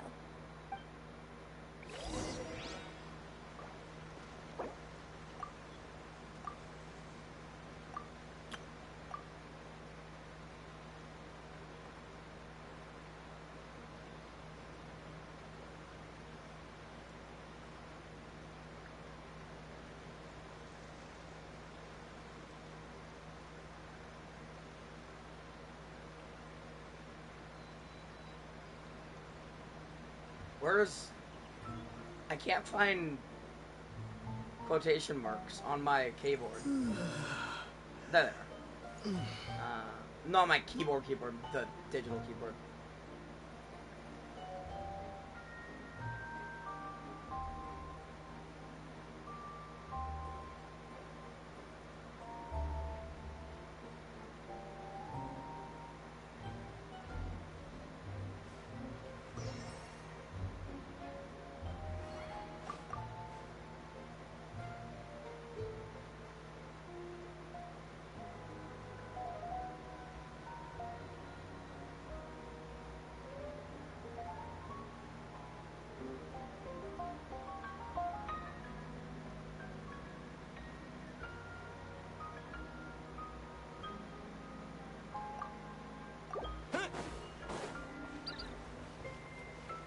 Yeah, I'm pretty sure I told you guys about that, the whole Nouvelette thing. Because, like, they had it to where, like, on keyboard and mouse, like, his sensitivity got drastically thrown down. Because people were talking about, like, power creep for Natlin, and, like, people... And, like, they were just trying to nerf, like, the main DPS right now, so that Natlin characters were, like, pulled for. So, like, China was trying... Or, like, some people in China were going to sue, Genshin for committing fraud. Yeah. It was a bit extreme. What a beautiful day, thought the traveller, before he was overcome by a creeping sense of foreboding. Yeah, because of you. The voice in his head grew louder. Must go to Pendulum Lane. Pendulum Lane is just up ahead. Something must have happened here after all. Everyone's crowded around. No! My god, this is terrible. I don't understand. The three great clans of Constellation Metropole have finally made peace with each other. Who could have done this? What happened? Oh no, someone's lying on the ground. Cappe! How did this happen? Cappe, you idiot! Wake up! You need to revise your last words or everyone's gonna start suspecting me! Last words? What did he say?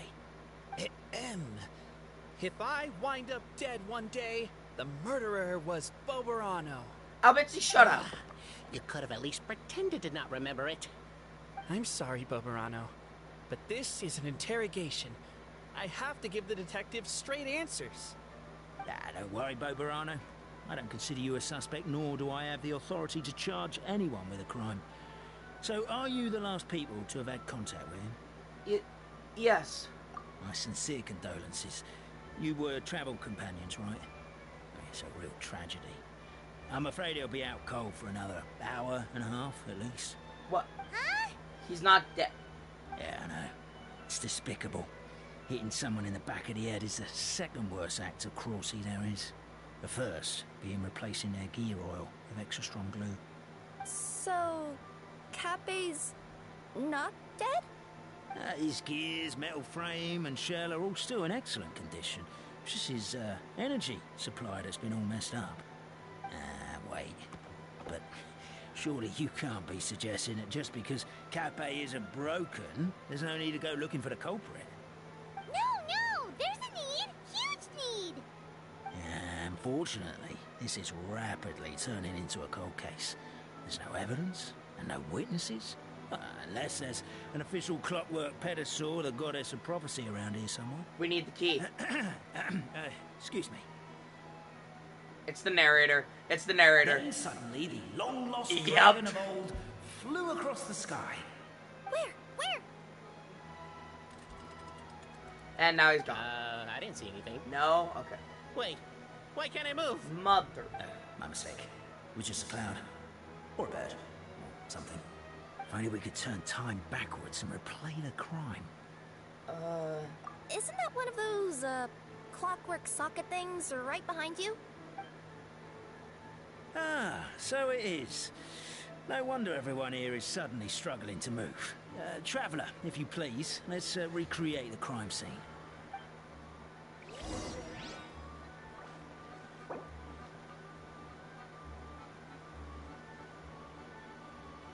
The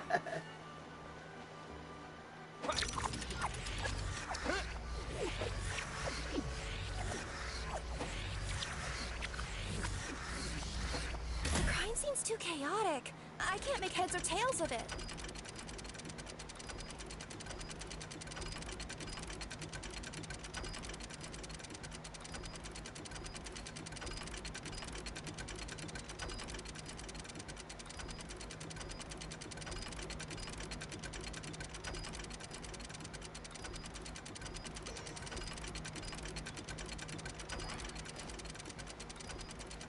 It's you.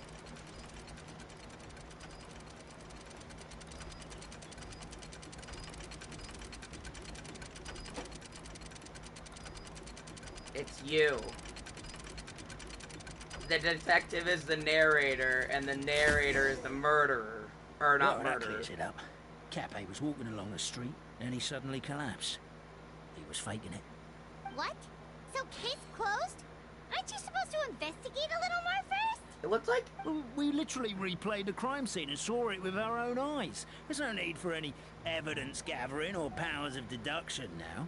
And besides, maybe the truth is inherently strange by nature. Like how Constellation Metropole has 3 histories, each of which is the truth. But didn't you say Cappe was struck in the back of the head and knocked unconscious? For all I know, he could have bashed his head against the toilet bowl before leaving the house. Then walked here in a daze before finally passing out. As for why he might have done that, my guess is...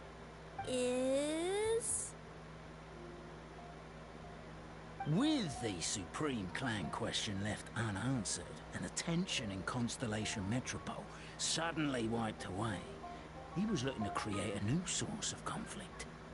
Only then would the city feel alive again. Do we really think he's capable of that, though? Sounds like a pretty complicated conspiracy for the average Simulanka resident. I'll be right back, guys. Oh.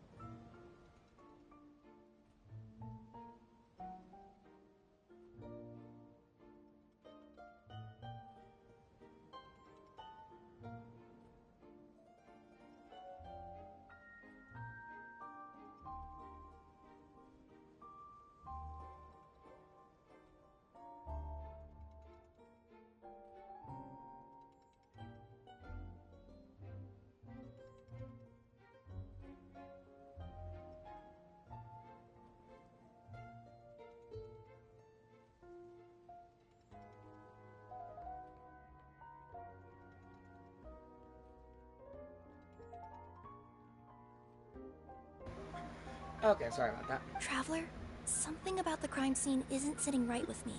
It just seems unnatural. Also, anything outside of the immediate area won't have appeared in the replay. Is it possible that something was missing from the scene? Why don't we search the area? Wait, what are you doing? Oh, we're gonna head to Catbay's house to check the toilet bowl for signs of an impact. Good lie, good lie.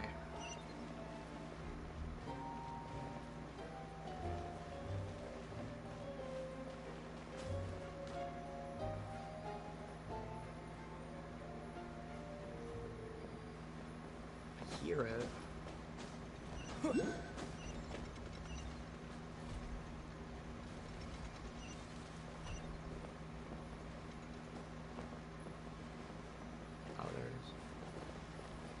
Pickaxe?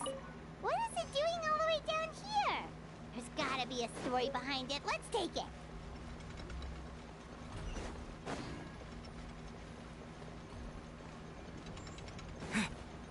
There's a strange potion bottle here. Looks so weird. Let's take it.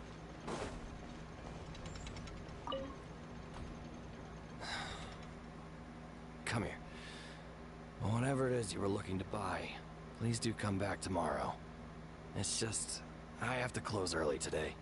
A bottle of growth serum has gone missing.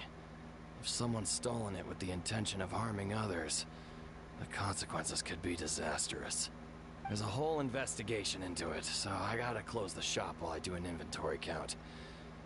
If it turns out I'm wrong and I miscounted, I could be charged with filing a false report and disturbing the peace.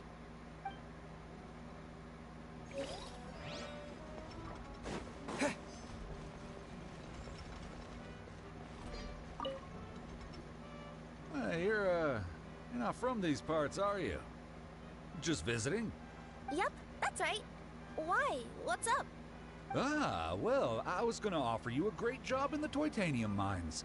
A safe and secure working environment. Weren't they just talking about how that's where the dragon is? Doesn't sound very safe. At least not as safe as being a courier. To keep the Titanium ore intact, we use specially designed pickaxes that can't cut through it. Even if you struck a person with it, it wouldn't so much as leave a scratch. And in terms of labor intensity, the work has been rated as Class 2 physical labor by a reputable organization. Even cats can do it. She's a Nekomata. I'm not. Never mind. I give up. Oh, Porky Roar. Welcome to Paimon's world. Mind you, I don't know what happened today, but somehow a pickaxe has gone missing.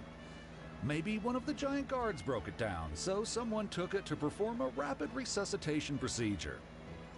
Sounds pretty brutal for a first aid technique. Still, a missing pickaxe. Huh. Is it just me, Traveler, or does it seem kinda suspicious? Kinda? That's very suspicious, Kiara.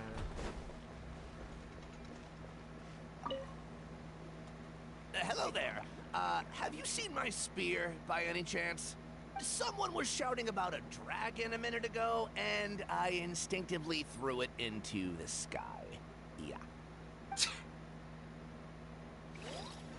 I wonder who that was. Ahem. I'm guessing his spear is up here. Yep. There's a spear here. It looks so mysterious. Let's take it. Let's say one of these was the weapon used in the assault. Which one do you think it is? The pickaxe. It's the pickaxe. If it was the pickaxe, Cafe sure is lucky its not still lodged in his head. Actually, you're wrong there, Paimon.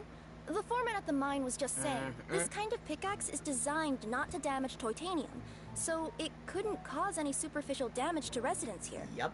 But you could probably knock someone out if you hit them hard enough, and it wouldn't leave a scratch.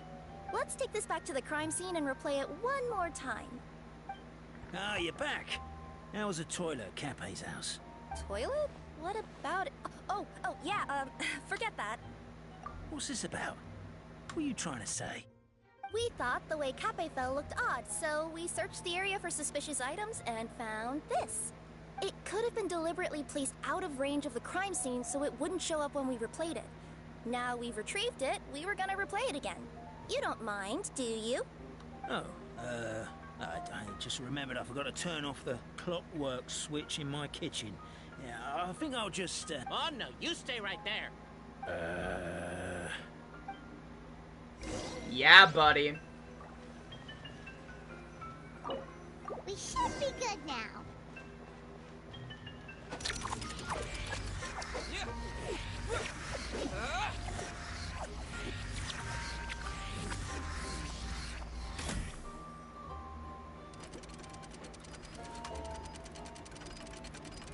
Very weird for a detective to be walking around with a pickaxe, if I say so myself.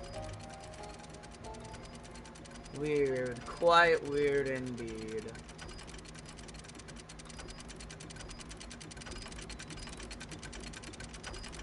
Oh!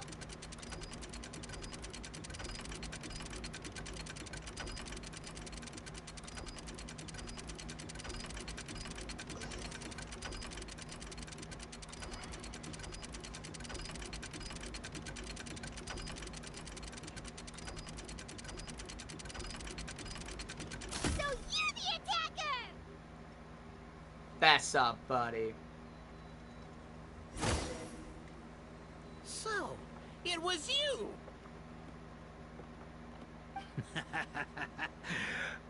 I would congratulate you for cracking the case, but since I did such an abysmal job of covering my tracks, didn't exactly have your work cut out for you. So, all I can say is... He's the narrator. Catch me if you can! Homie. If you think you can run away from me. We have a runner! That's it! Let me at him! The would-be Marquis of Carabas dispatched the Necromancer boot to ran off in pursuit of the poor little minion. I love Kirara so much!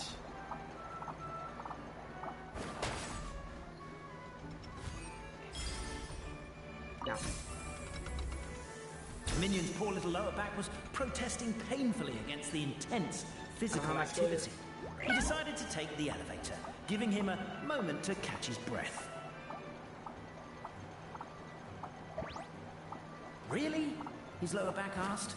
But the minion had no other choice. He resolved to make the jump down. By this point, the Necromancer in boots was gasping for air. The minion was huffing and puffing, even more loudly. But we'll ignore that. I'm not! Don't underestimate the gold-level courier of the Komania Express!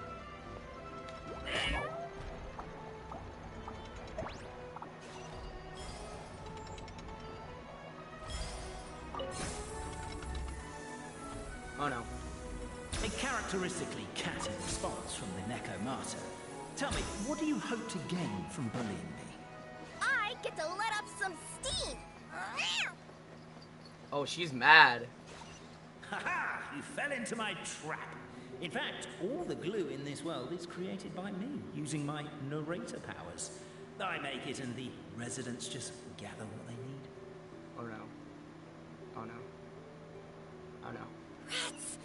Oh, I'm so jealous of you guys right now. Just jump out of your shoes and keep running, but The unnamed minion made a last-ditch escape attempt. He began his long climb. Sorry, up the wall, the tall wall. He began his long climb up the tall wall. you call that a... I'm beat. I surrender. You better. You've got nowhere left to run. All right. I confess. That was fast. Getting caught by you here was a backup plan. I don't know if what I've done will make things better or not. Time to come clean. I am the narrator. The one who's been guiding you all this time. What? My mind is blown. You're overdoing it a little bit there. Anyway, I only did what I did because... Why are you suddenly spilling the beans? I poured my heart and soul into all this. I was worried you wouldn't ask. The truth is, I was one of the first conscious beings ever made by the goddess of creation. What? And I've known for a long time that this whole world is just a fairy tale written by the goddess of fate. Huh?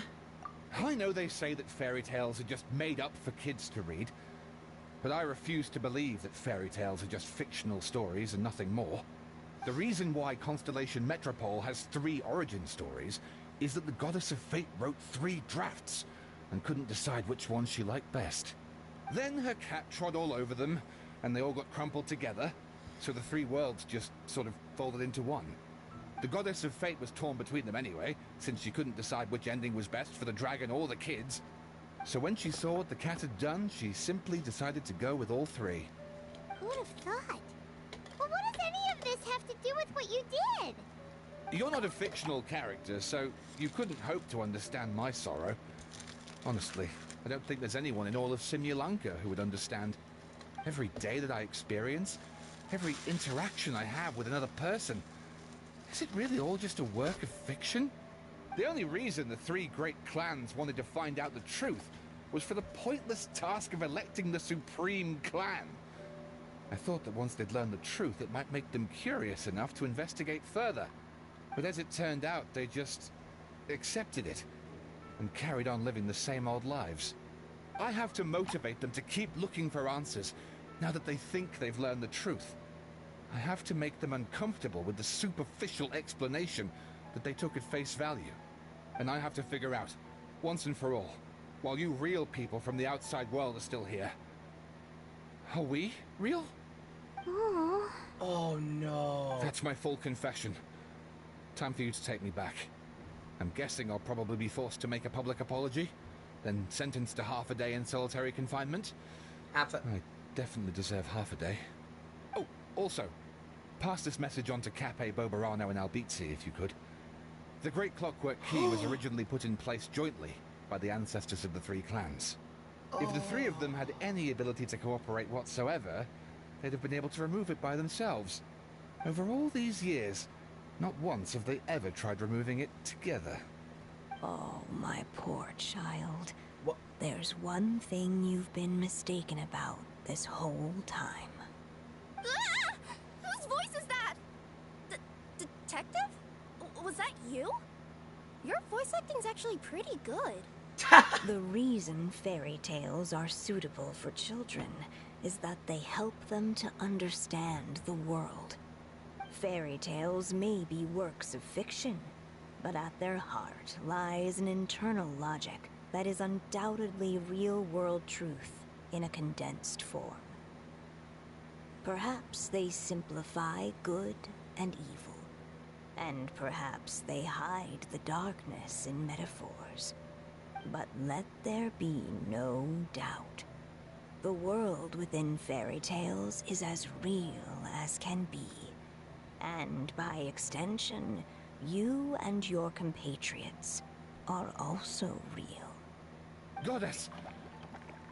Is it really you? The line that separates footnotes from narrative can never be crossed. Never the two shall meet. This is why you have never heard my voice before. But now you wish to break free from the story. And there's a cat nearby, so you can hear my echo. Necromata! Just your echo?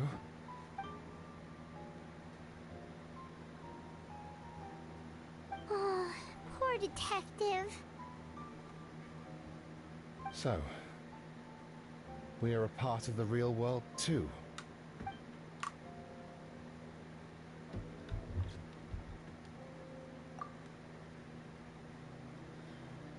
So we need a shot of the crime scene for evidence, a mugshot of the suspect for the records, and a photo of the heroes for posterity. The guard mulled it over. 3 photos is overkill. Let's just get one big group photo at the crime scene. Suspect, try to look more serious. Heroes, more natural please, happy smiles. But no smiling from the victim or their friends and family. Thank you. No, don't get up, stay on the ground. We need to capture the crime scene as is. 3, 2, 1, say cheese!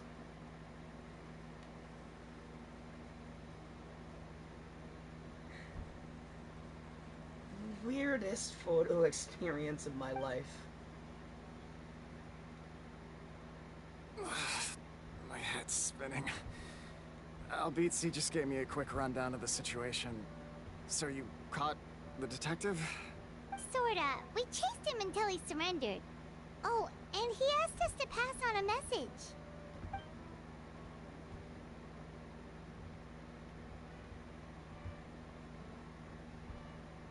Does he really think we didn't try that? 'Cause we did, after 6 months in that place. Ah, that was my bad. I thought it was a stupid idea at the time, so I didn't really exert myself. I also sort of stopped trying after 3 years. Never mind. I'm partly to blame as well. On the second attempt, I just hugged the key and pretended like I was pulling as hard as I could. You guys are so lazy. My granny's neighbor's pet cat has nothing on you, and it spends all day, every day sunbathing. Anyway, you said you heard the voice of the goddess of fate at the end? That's amazing. There is a world beyond our own after all. What would you guys say to taking a trip to the outside world sometime? Otherwise, I got bashed in the back of the head for nothing. That's fair. Depends. Do either of you know how to get there? But yes, I agree we should go. And not invite the detective, just to annoy him. But maybe the reason we've never worried about whether we're real or not is that, unlike him, we weren't there to witness the creation of this world. We've never had any reason to doubt that we're real. If someone ever convinced me that these delightful dimwits, Cape and Albizzi, weren't real, oh, I'd be devastated.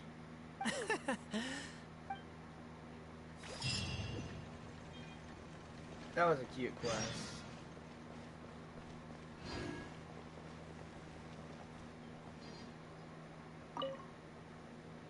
Work as a pair.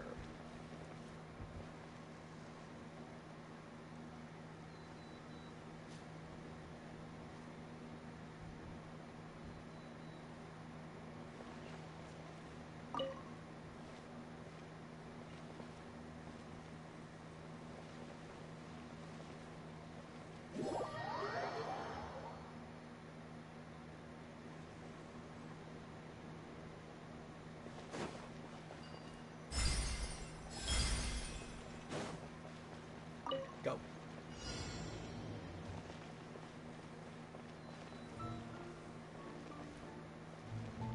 Go.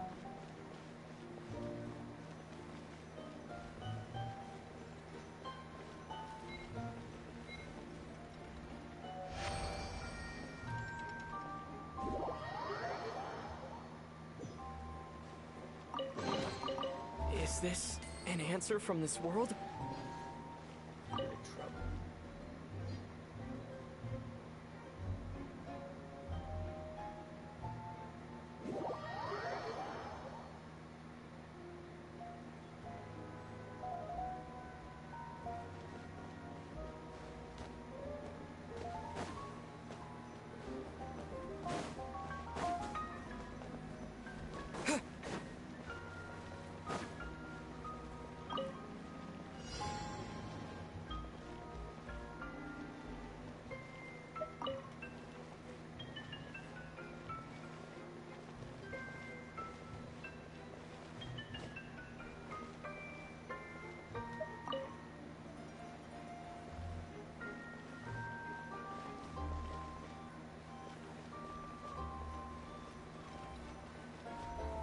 Coolio.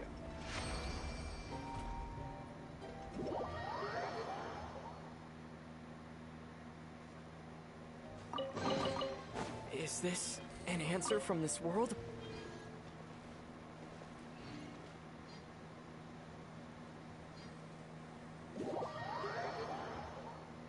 But huh?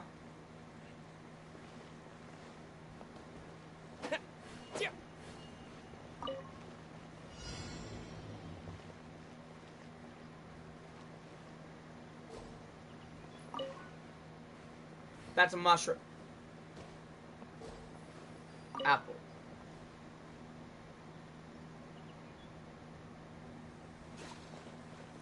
What the?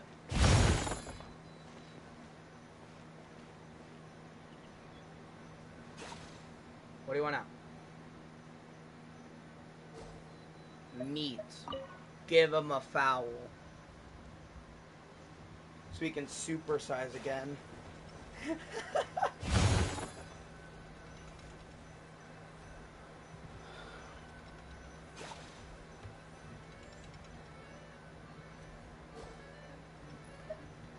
Sweet flower.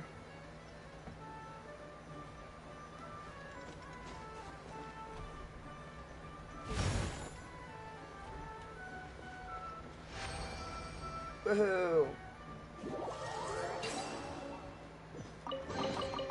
I'll keep this close. Alright, wait until 2 days later.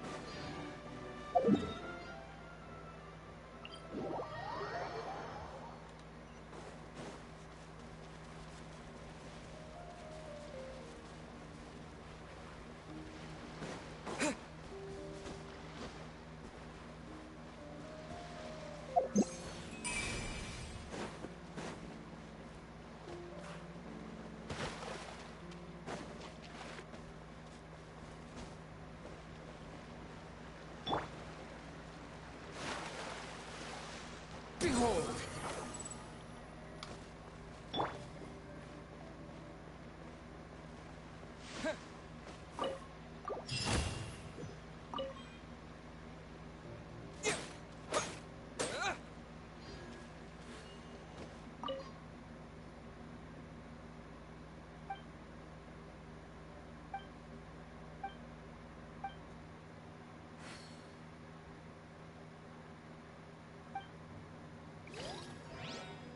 Alrighty. Woohoo! Okay, so now we're gonna go back and do. Wait for it to charge up again. Do that. Alright.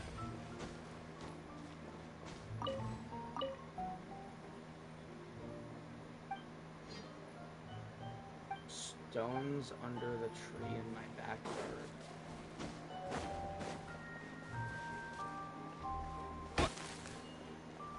The wind rises. South Tower in the southeast. I'm guessing that one.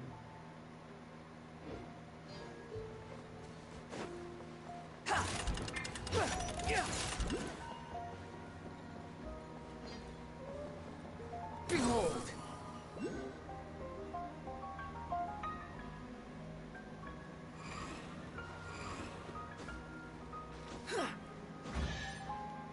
Oh shoot.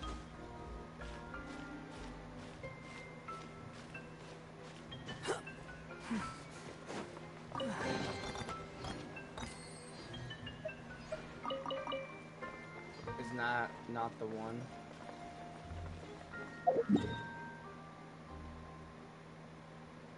Oh, is it that? Wind rises. Oh.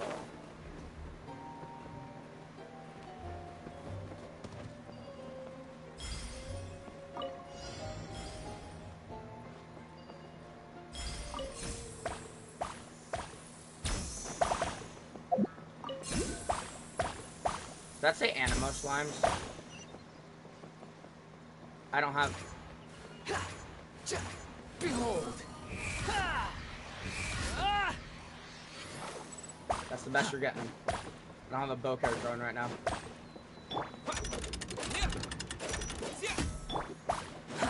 Too slow. The wind rises.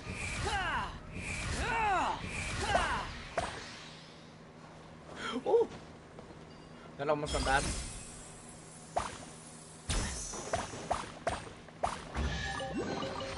Take it and have fun. Is that it?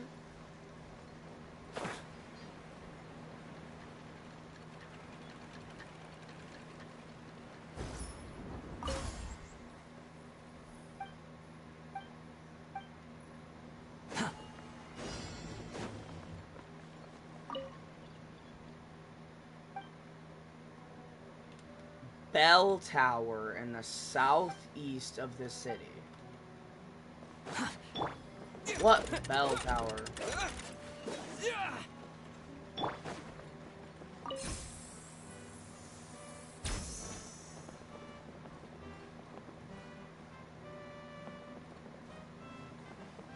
Behold!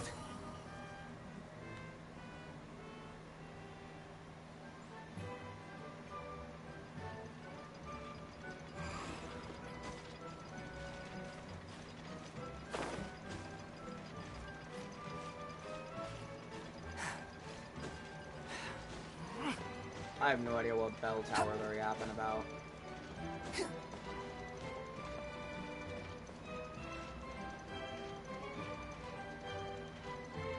Because southeast is like right here in this general area.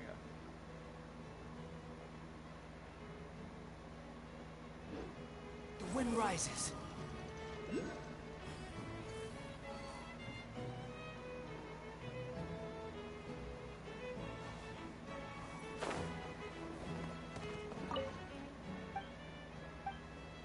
When I turn around, don't move unless... Oh, it's red light, green light.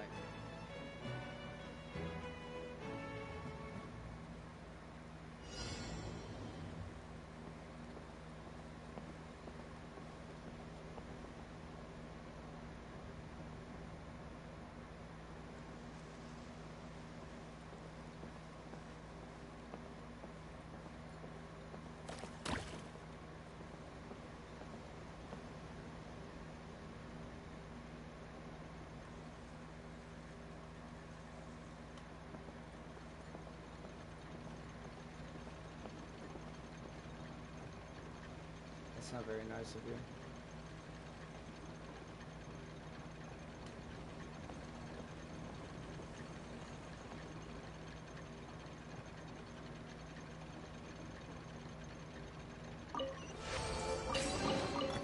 Unnecessary. I'm still curious. Where is this bell tower? Behold! Like, guys, I'm dumb.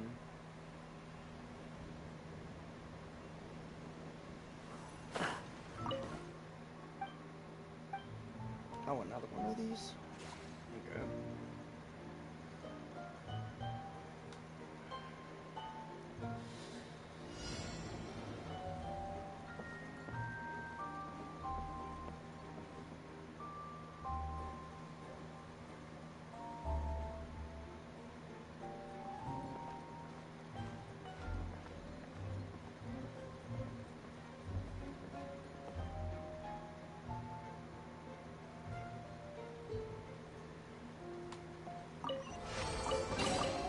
Take it and have fun.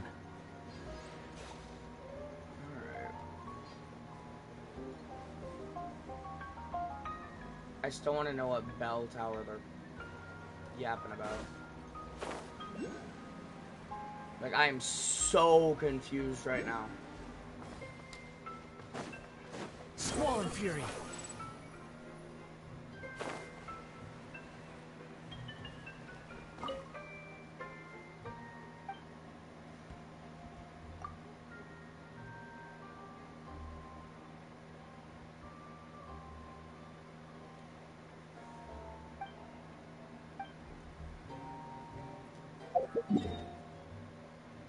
They say bell tower, so let's go up here really quick. And then... What did I do?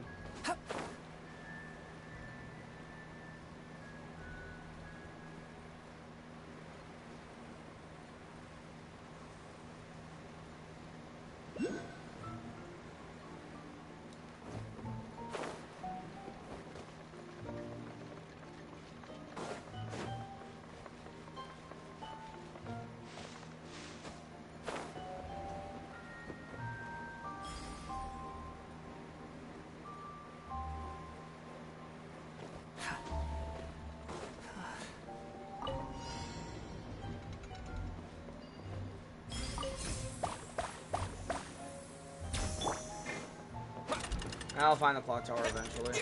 Oh, not clock tower, bell tower. The wind rises.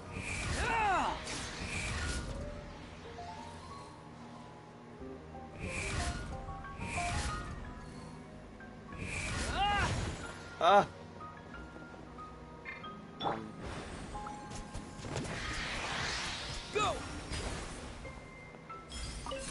I guess.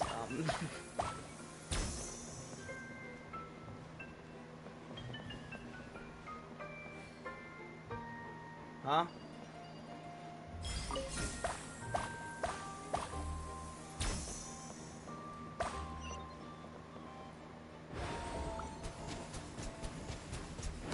Oh my gosh, Squall Fury.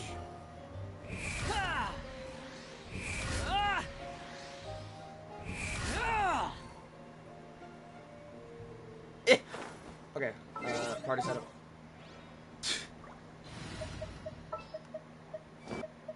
Behold.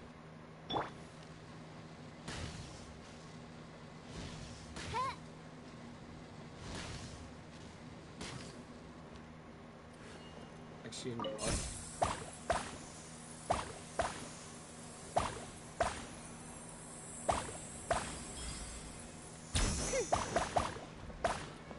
I was about to say, what do you mean? Destiny has brought me hither. No official. N-O. Where is this bell tower, dude? I'm gonna go get the butterfly over here real quick.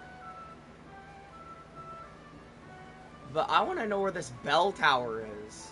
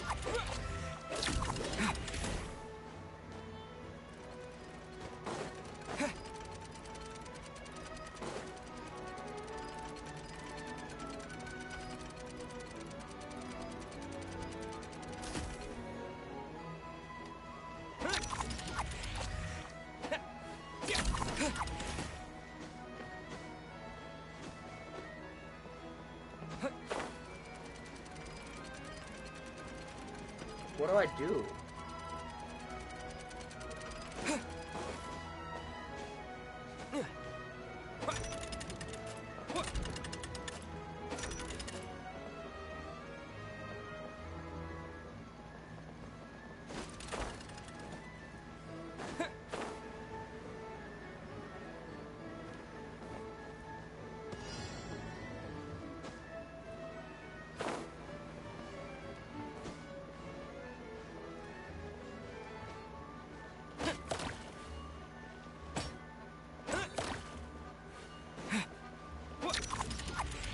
Got it.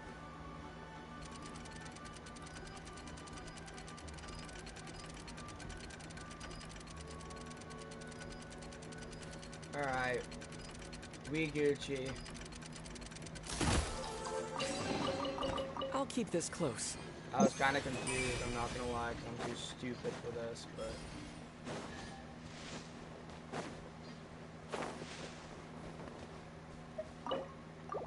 There you go, hamster. Oh! He's gonna go into the little hidey hole.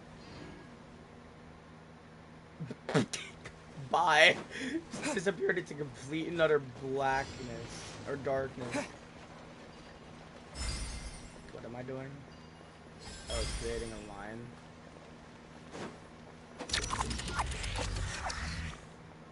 There.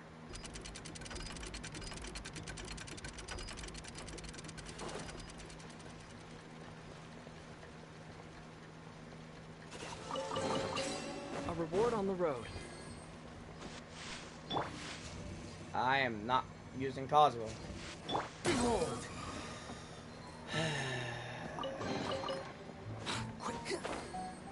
I still want to know where the bell tower is. Because, like, I saw them...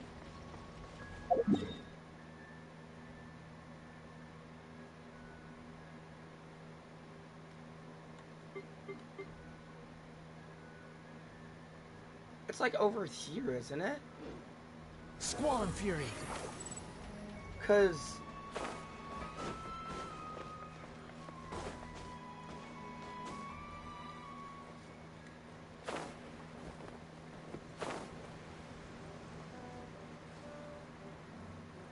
what? All right.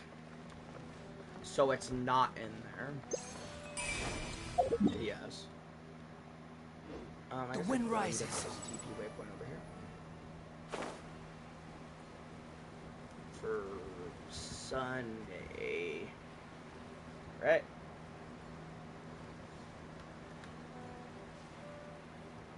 Yeah, because today's Friday.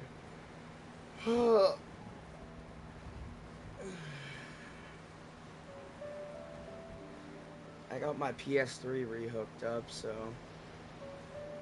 And we have, there's this game called Midnight Club Los Angeles. Oh, it's so good. That's perfect.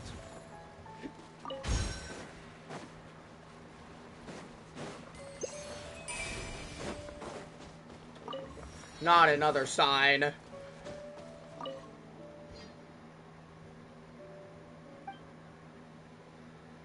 Seats in the station.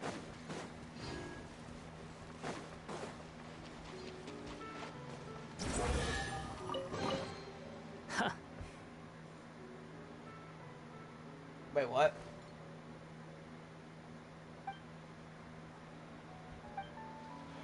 Wait, I found the final letter before the... Are you kidding me? Dude, I don't know what it means. Southeast is right here. This house is southeast. Because north, south, east, west. South. So south, east. Southeast is the bottom right. Like, unless I'm missing something. Do we have a compass, Rose, please? And thank you. No, like, actually. I don't know where it is. But I already found the final treasure.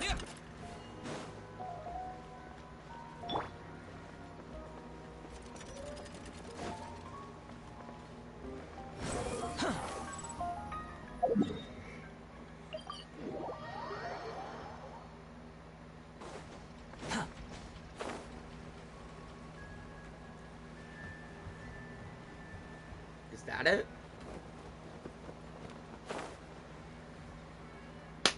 What do you... This is southwest.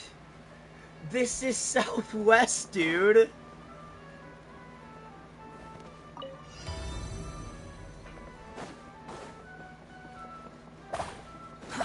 Too slow.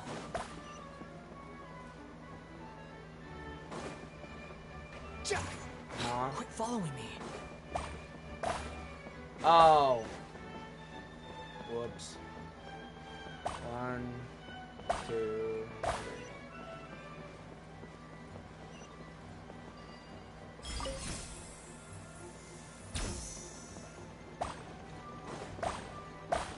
I like this. This version of, like, this thing is really cool. I like that. 1, 2,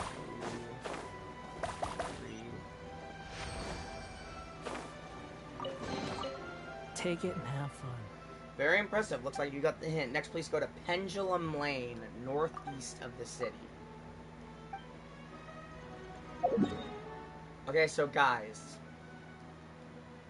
North east. But it's actually gonna be northwest. Where's Pendulum Lane?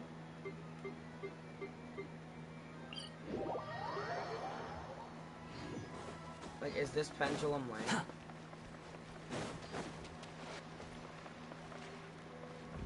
Behold!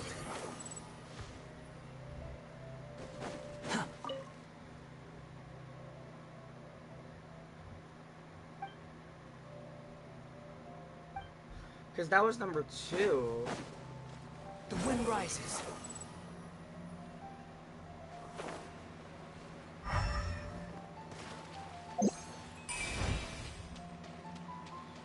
Please do not come in here and link viewer stuff. Following me.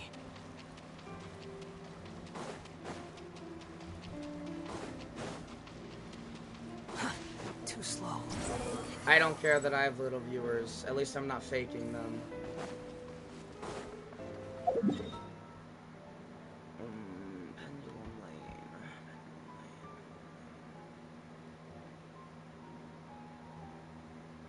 Well, let's see. This is the Marcotte Express. But I don't know if...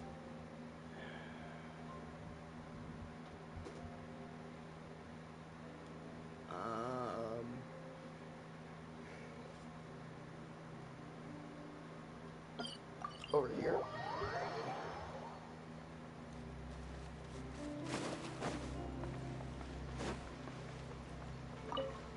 Oh, that's not what I wanted.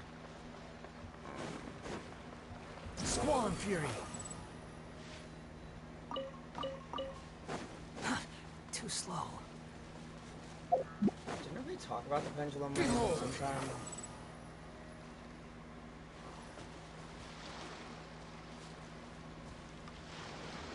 Quit following me.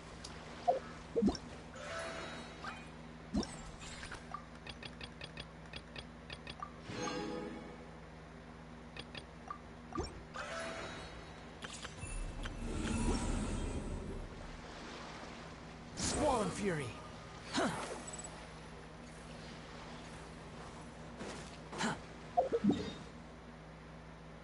Northeast. Northeast is over here. But its logic is that this is west and this is east. I have to read the note again, I forgot it. I don't know where it is though.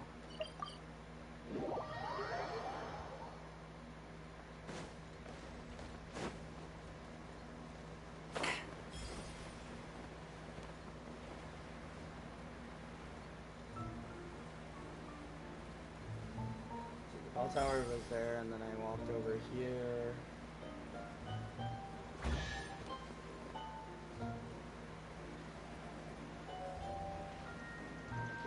Here. The wind rises. I don't remember.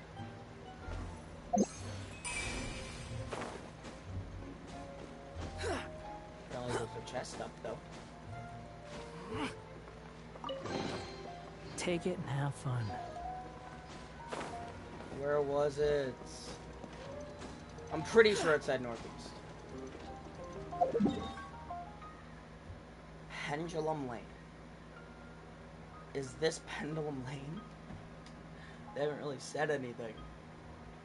So I don't know if this is Pendulum Lane or not. I just noticed the border. It's so cute.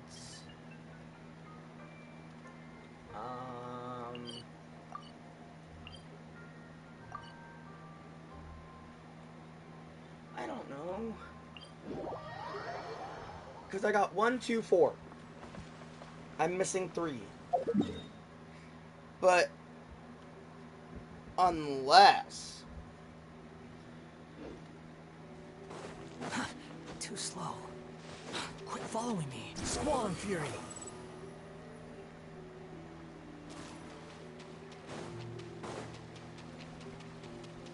we're on a journey, guys. The wind rises.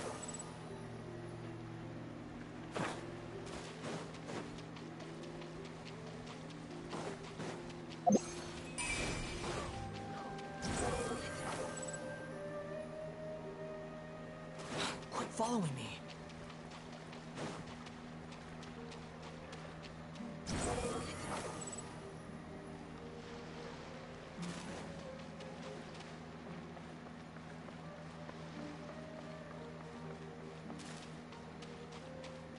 Nah, this is unfair. I literally see them.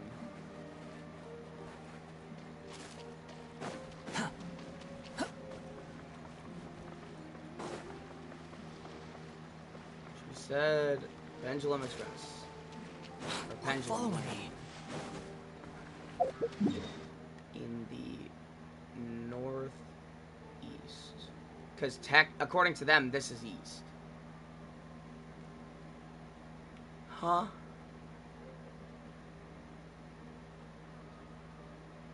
Like, I'm pretty sure they have their south and north right. I'm pretty sure. Let me go back to the clock tower.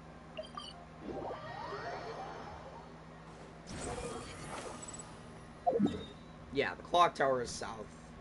Quote unquote east. Or it depends on which way you think the city is facing. Because you could have like this way being like going this way being north, or this way being north because of this is like the entrance. In which case, the pendulum lane would be north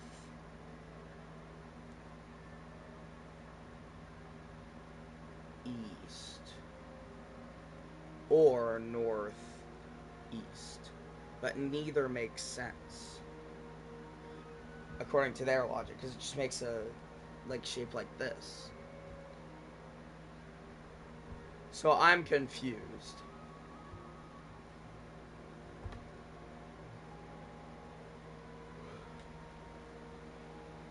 Oh, let me search it up. It might be on something now.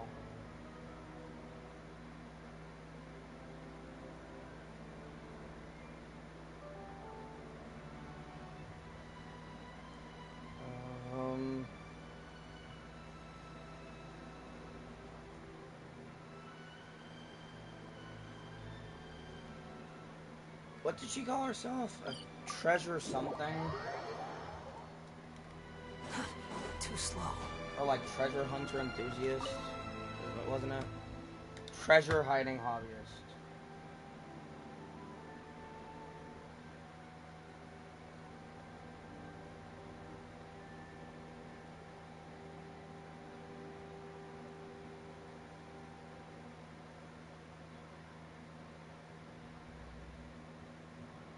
So, no. There's nothing on it.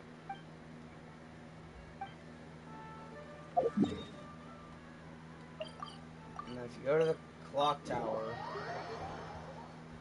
Squall and Fury. Wrong way. Upon the gale.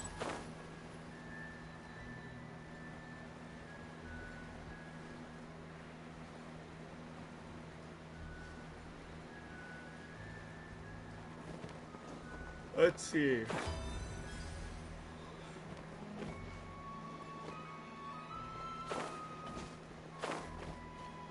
Let's retrace our steps. The wind rises. So we went over here. And it made us come over here. To where I saw this barrel, which was over here.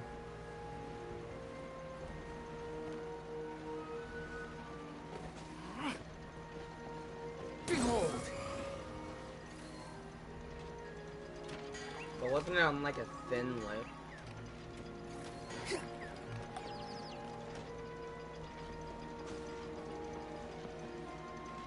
Hold up.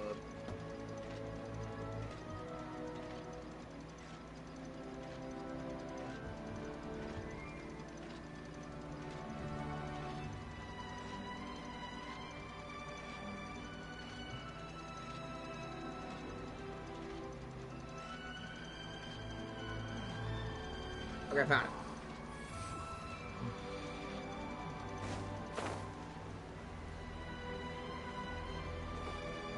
Yeah.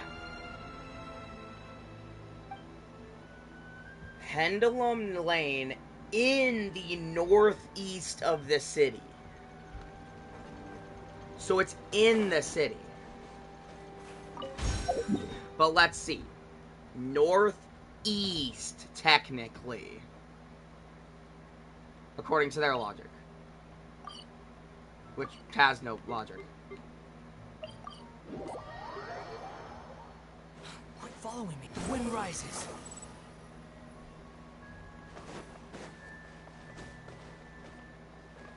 Oh no. Oh goodness, this is gonna suck. Let me put on a real team really quick.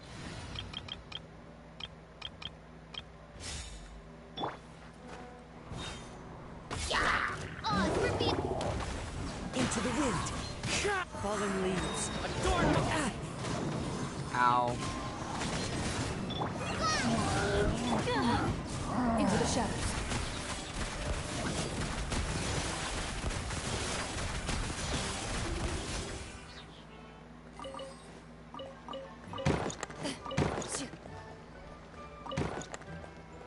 There you go, buddies.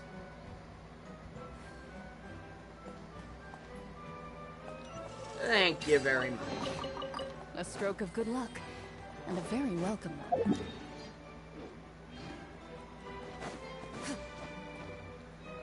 So I'm guessing this is Pendulum Lane. Oh, duh.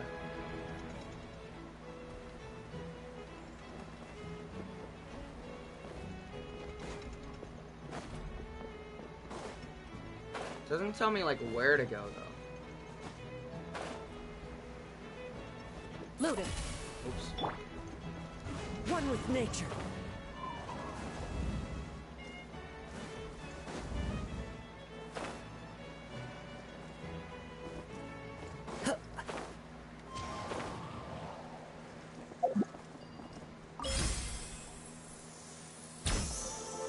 Hello there, sir. Brings a smile to my face.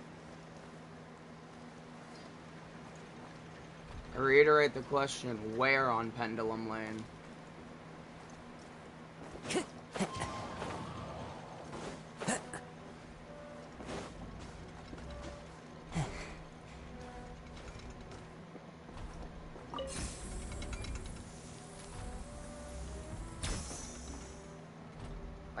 I don't know.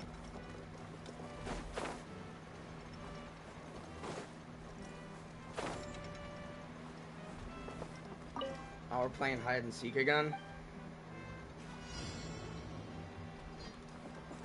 Time to go.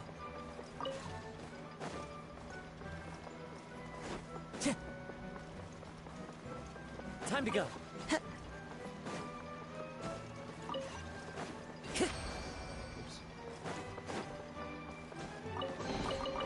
Who says there aren't benefits to a life of wandering?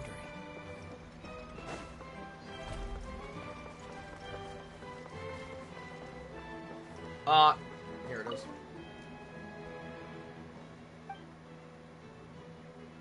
Understanding of graffiti patterns. So follow the graffiti. Time to go.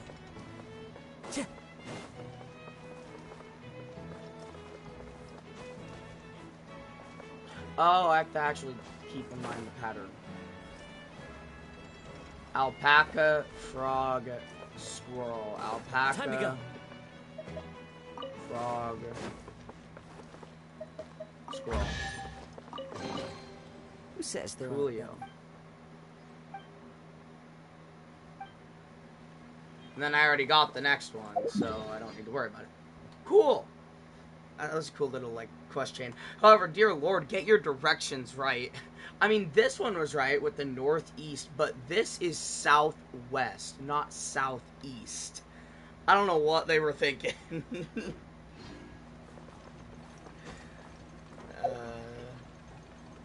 Right. Oh man, there's a lot of excerpts of Bliss still. I wonder how many we can get today.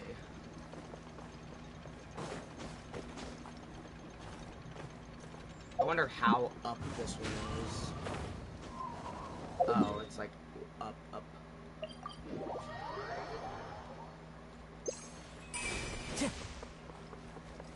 so it shows one in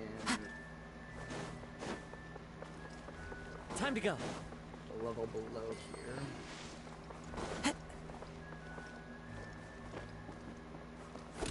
No. I don't want to go up. I don't want to go up. Go back down. Thank you.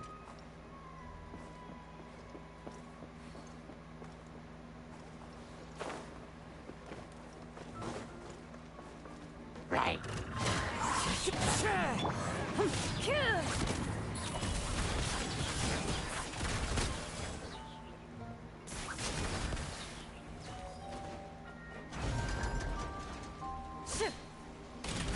No.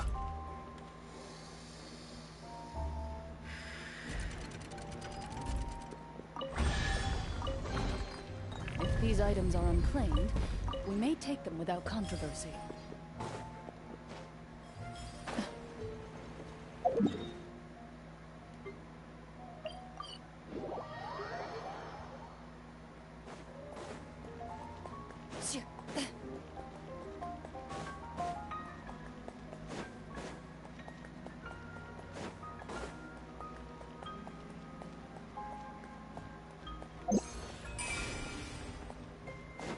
Oh wait, is it the apple? Oh. My royal The wind knows it. A stroke of good luck, and a very Okay. welcome one. I thought the apple was weird, but oh.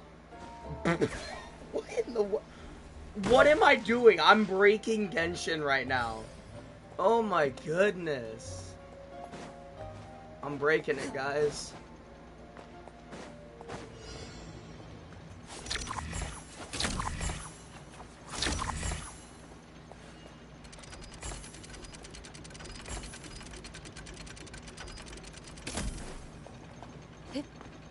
Huh?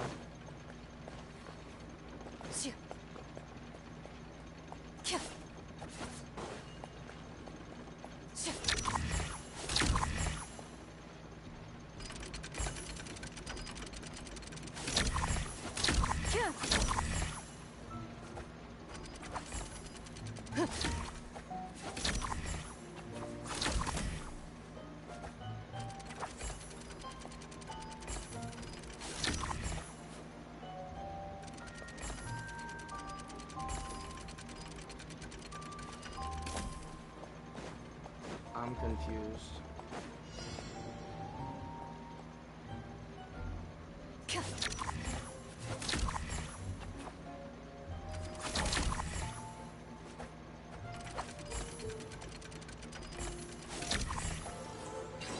Got it. If these items are unclaimed, Oh, we may take them without controversy. Die! Oh my goodness.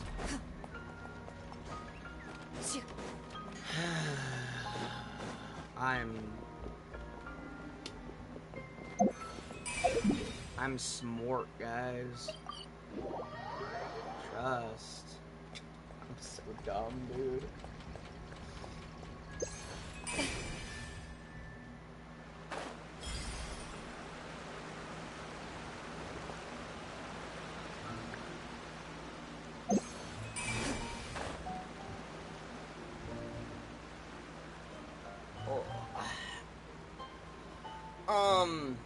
You stuck?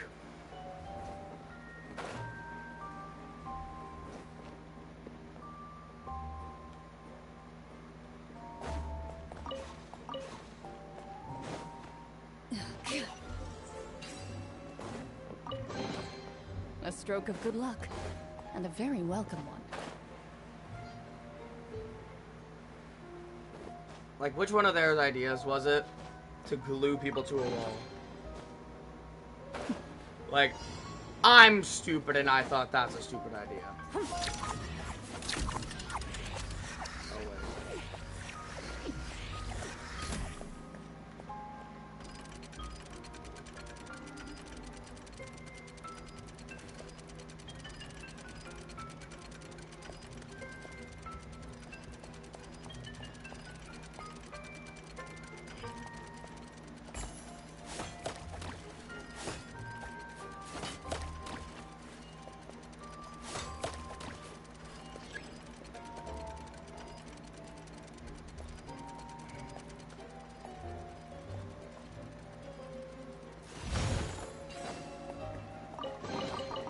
If these items are unclaimed, we may take them without controversy. You good, buddy? Nuh-uh.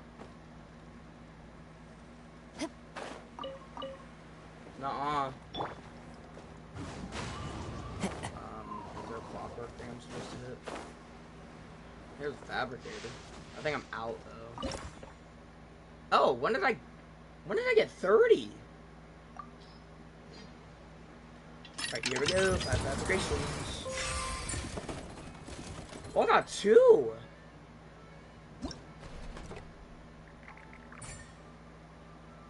Oh, I got 2 of the same. 'Twas meant to be.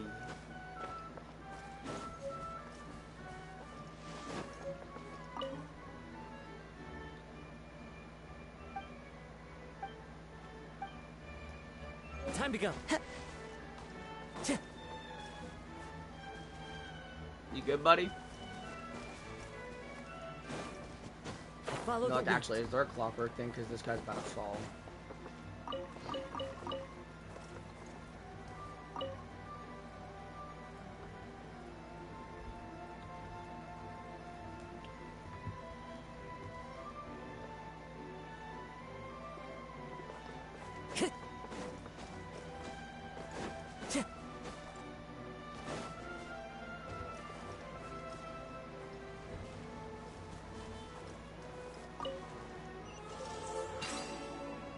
Oh, he actually just wants someone to sit with. No, that's so wholesome.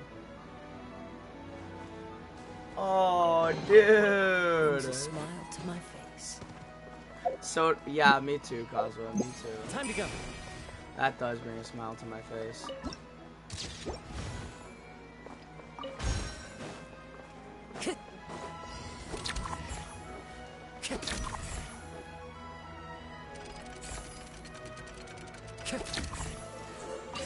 I know how to do it now. Says there are benefits to a life of light.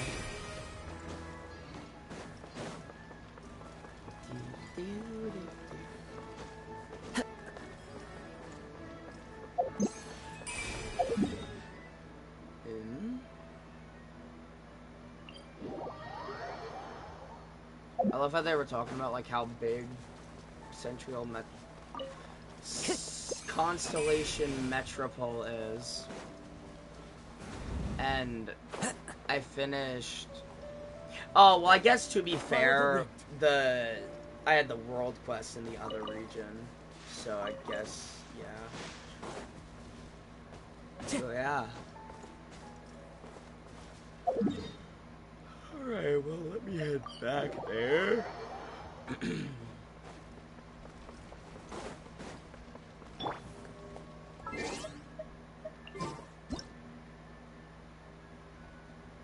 Alright, everybody.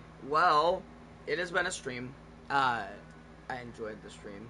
The stream was good. However, once again, please do not come in giving me cheap viewer links and stuff like that. Yeah, no, overall, this summer event so far is going amazingly. Valeria Mirage was really good, but I feel like this just really takes the cake for it, because it has a lot more emotion behind it. Like Valeria Mirage, we had the whole, I can't think. We had, like, helping the Hydro Phantasms, but I feel like this didn't really have any emotion, like, within them, because they weren't, like, real characters, but I feel like the little toy things, helped it a lot, and the, sense of comedy in some of it was really good, especially with the Puss in Boots thing, and people getting, or Kira getting mad for calling her a cat and not a Nekomata. So, yeah, overall, I love this event. The event, the exploration is really fun. So I'm going to go ahead and end the stream there. If you tune into the stream, thank you for sticking around. If you are watching the VOD, thank you for, or I hope you enjoyed the VOD.